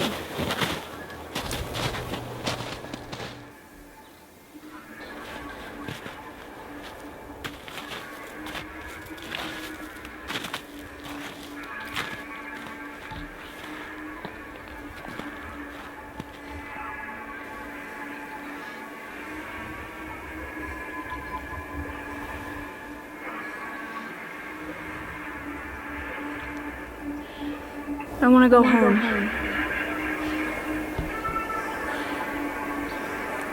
Wake up. Wake up. Wake up. Wake up.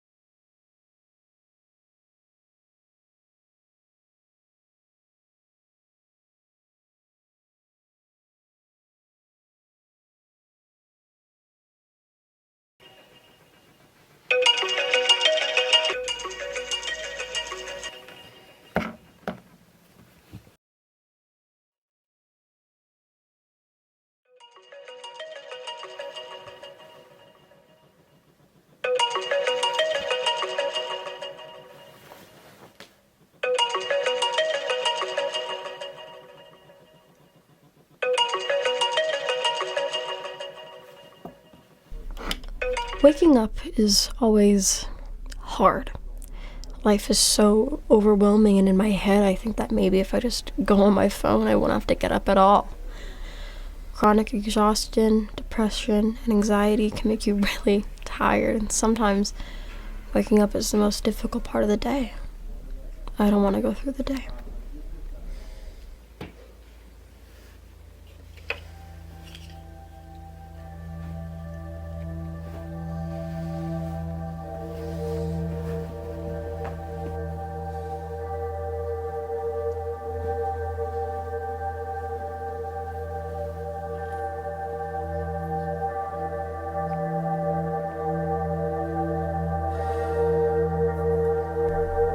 Sometimes I don't have the energy to get dressed. Sometimes I don't have the energy to do much of anything.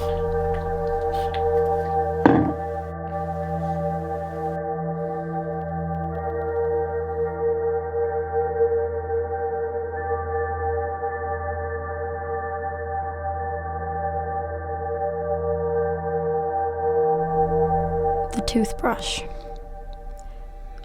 I don't know when it happened, but brushing my teeth has become one of the most nerve-wracking things in my life.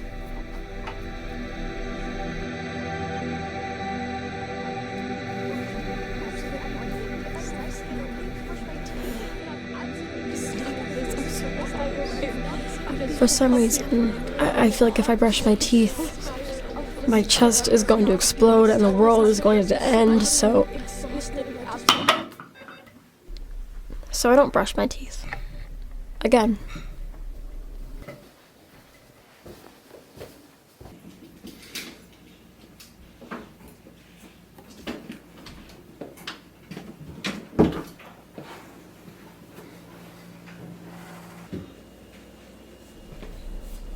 On a normal school day, I wake up so late that I don't have time to eat anything.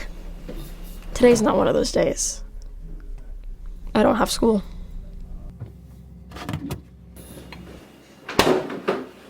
Oh, hey, good morning, Irie. You, sleep well? Good. Thanks. Just tired?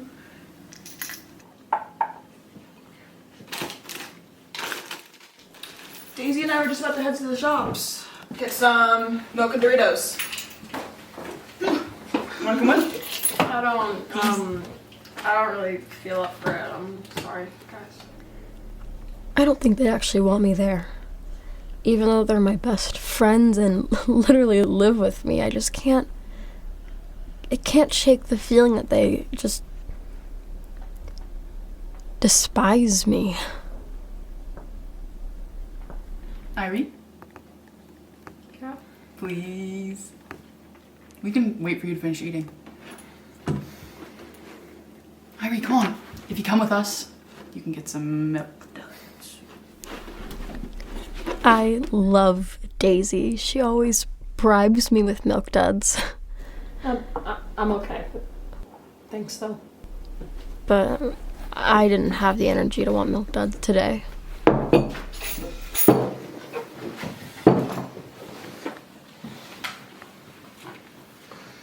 It's okay. I'll get you your milk duds anyways. Love you! Call us if you change your mind. Okay. We'll be down at the corner by Danforth. Okay. Have fun.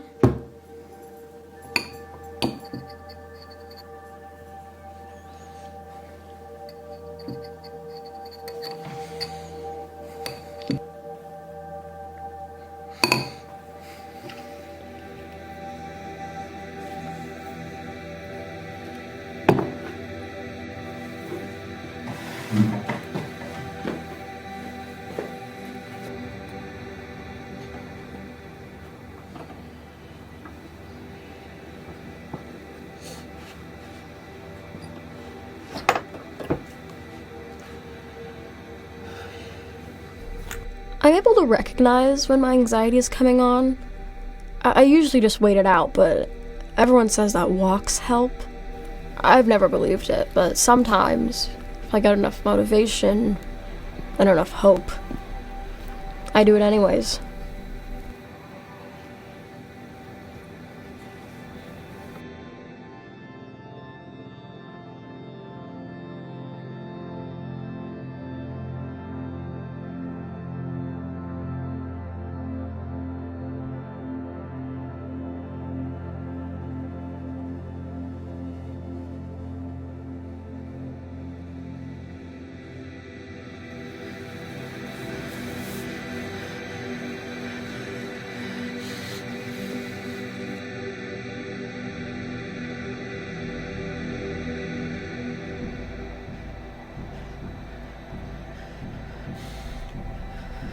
It's getting harder and harder to breathe. I'm getting dizzy and my body is just trying to release my anxiety and it's making me tick.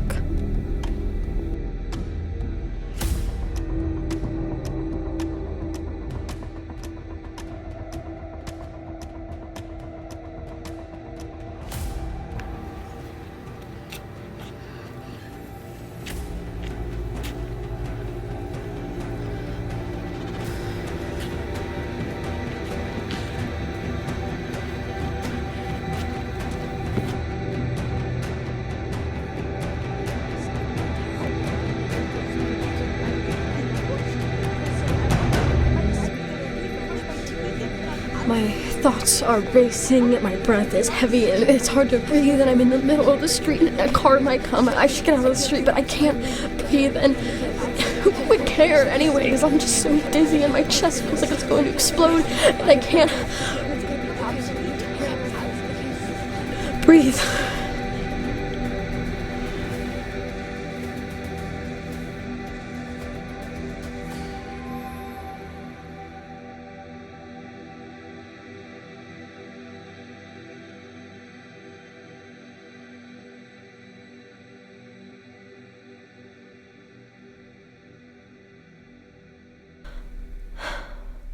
Then, I remember that I've done this almost every day for the past 2 years. It's difficult, but I can get through it. I have.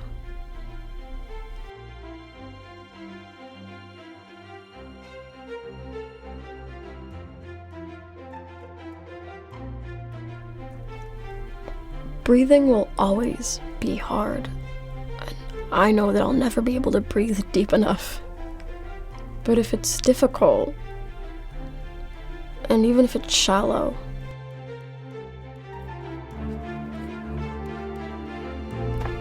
I'm breathing.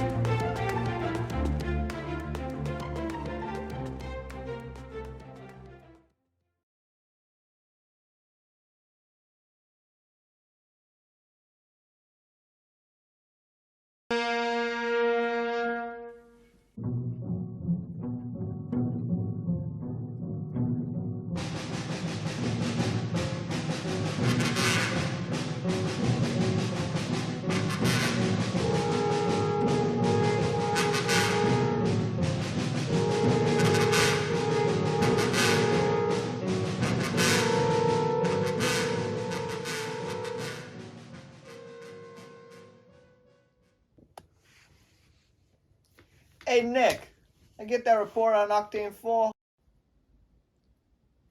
Hey, Nick.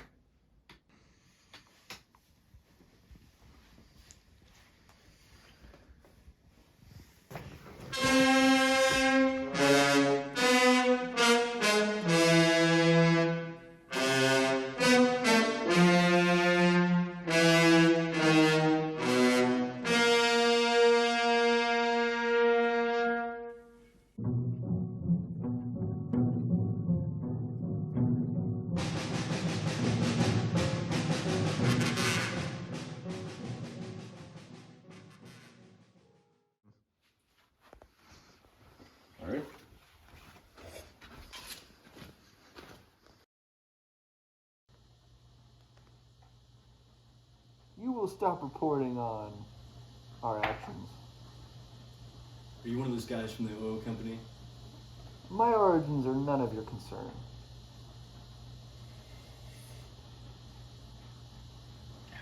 Seems pretty damn concerning to me. I am the ruler of Mars! By God!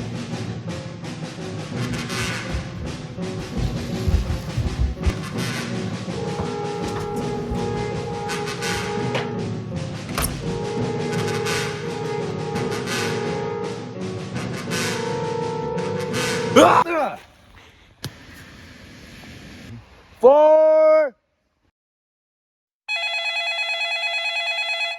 Sir, Buzz Clifton is on the line. Sir! Clinton, what the hell does he want? It's Clifton, sir. Give me that. How do you do, Buzz? Buzz?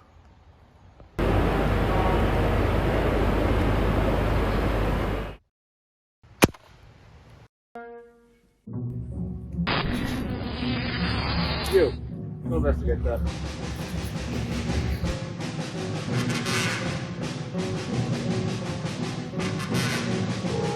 Ah! You were aliens all along? How could this be? No, we are the rulers of this planet. You're the alien.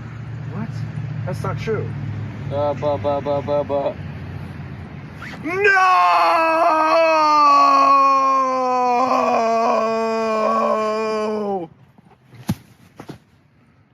So, there you have it. A creature locked up in his own world, for of which is not actually his. Is this all mere fiction, or a real occurrence, imported in our world with a postage stamp taken directly from the planet?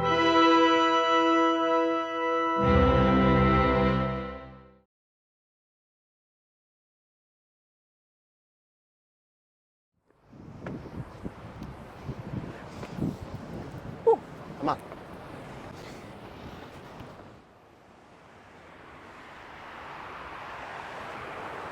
So why did you bring me out here? Listen, you're gonna think I'm crazy, but I got a tip from this homeless guy that there is treasure on this beach. That's absurd. You know what? You wanna go home? Go home. But I'm finding that treasure no matter what. Listen, man, I gotta get home to my sister. It's her birthday today, and I promised her I would have lunch with her today, and she's really excited about it. Okay, suit yourself. Wait a second.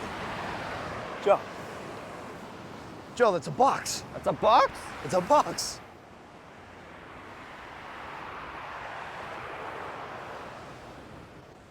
No way.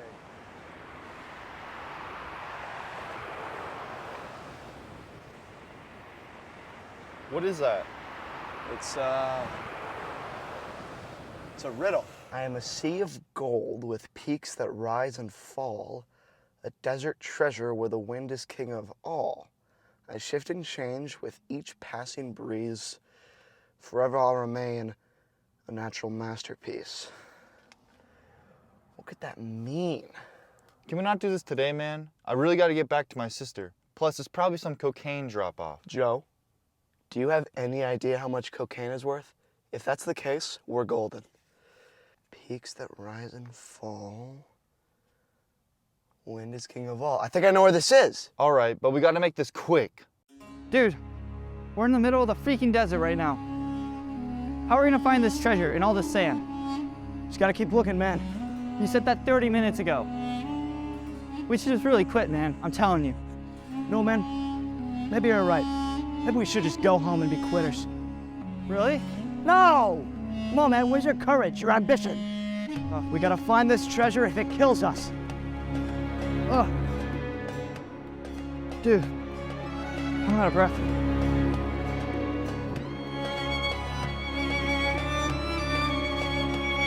Joe. Is that what I think it is? Yeah. We found it. Oh, thank God. Oh my God. Oh, thank God. Finally, what's in the box? It's another riddle.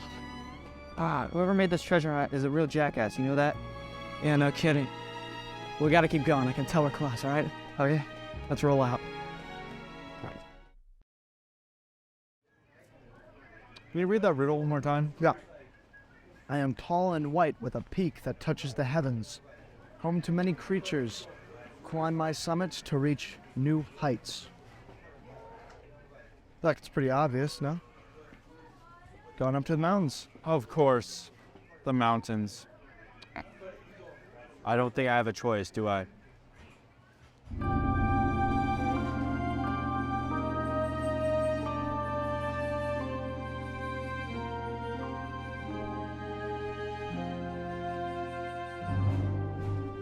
Hey, wait up for me. All right.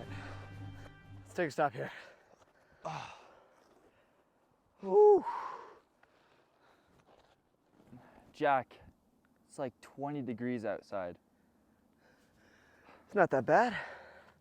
You're wearing 3 layers. And you're not. Exactly. And it's cold out here. Whose fault is that, Joe? I didn't pack. Where's your brain? Where's your brain, Joe? Use your brain, all right? We're going to the snow. I didn't pack clothes! In fact, I didn't pack anything. You didn't even tell me where we were going. You just told me to get in the car, and I followed you like an idiot. Joe. See that? Jack, did you hear a word I just said? Shut up, shut up. Jack!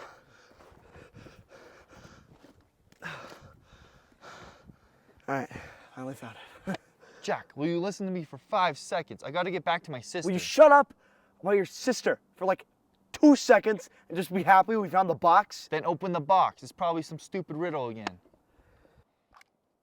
You're not wrong. Just read it. Ah! I am a place where people come to work and play. I am filled with buildings, streets, and lights. Some say I never sleep. What am I? It's downtown. What? Dude, downtown's huge. There's like 1 million people. How are we gonna find some tiny box? I don't know, man. Where's your courage? Your ambition? Downtown it is. I'm never gonna make it home anyway, so might as well find some treasure. There's a spirit.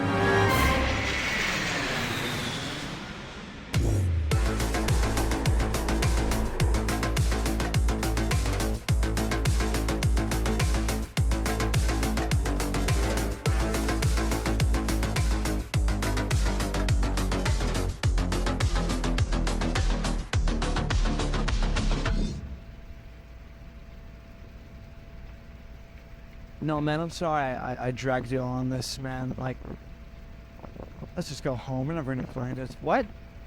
What happened to finding the treasure if it kills us? Yeah, I know I said that, but that was before I knew that we were gonna be looking around one of the biggest cities in the country, Joe. Listen, man, if you're gonna take me away from my family, we're gonna find that treasure. Well, how are we even gonna find it? The city's huge. We just gotta keep looking.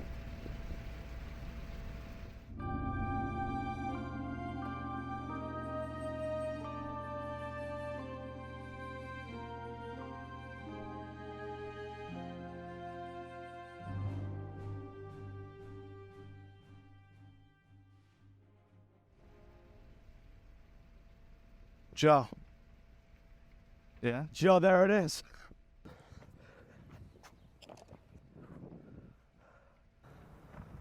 We found it. Let me guess, another riddle? Not quite. It's just some crappy drawing of a dragon. I feel like a child drew this. Let me see. This treasure hunt sucks. No kidding. What could this mean? Oh. Wait a minute. I think I know where this is.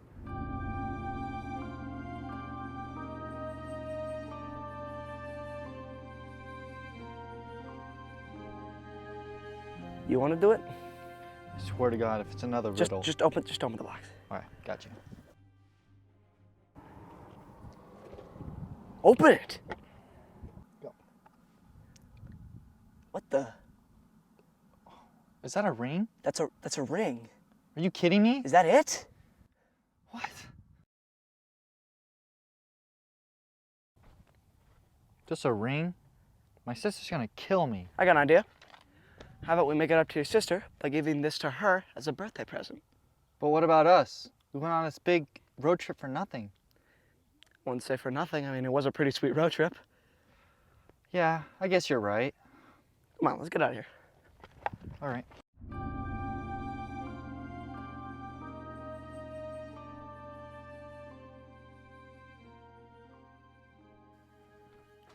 Zoe! Hey, what's up? Happy late birthday! There you are.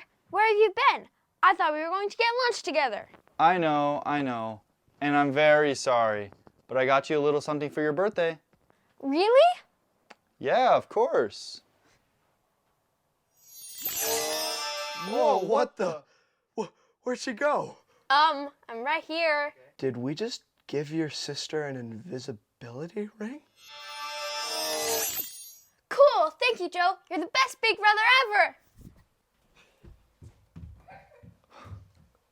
It was your idea. You started it. No, you started it. What did you just give me, sister? Oh, shit.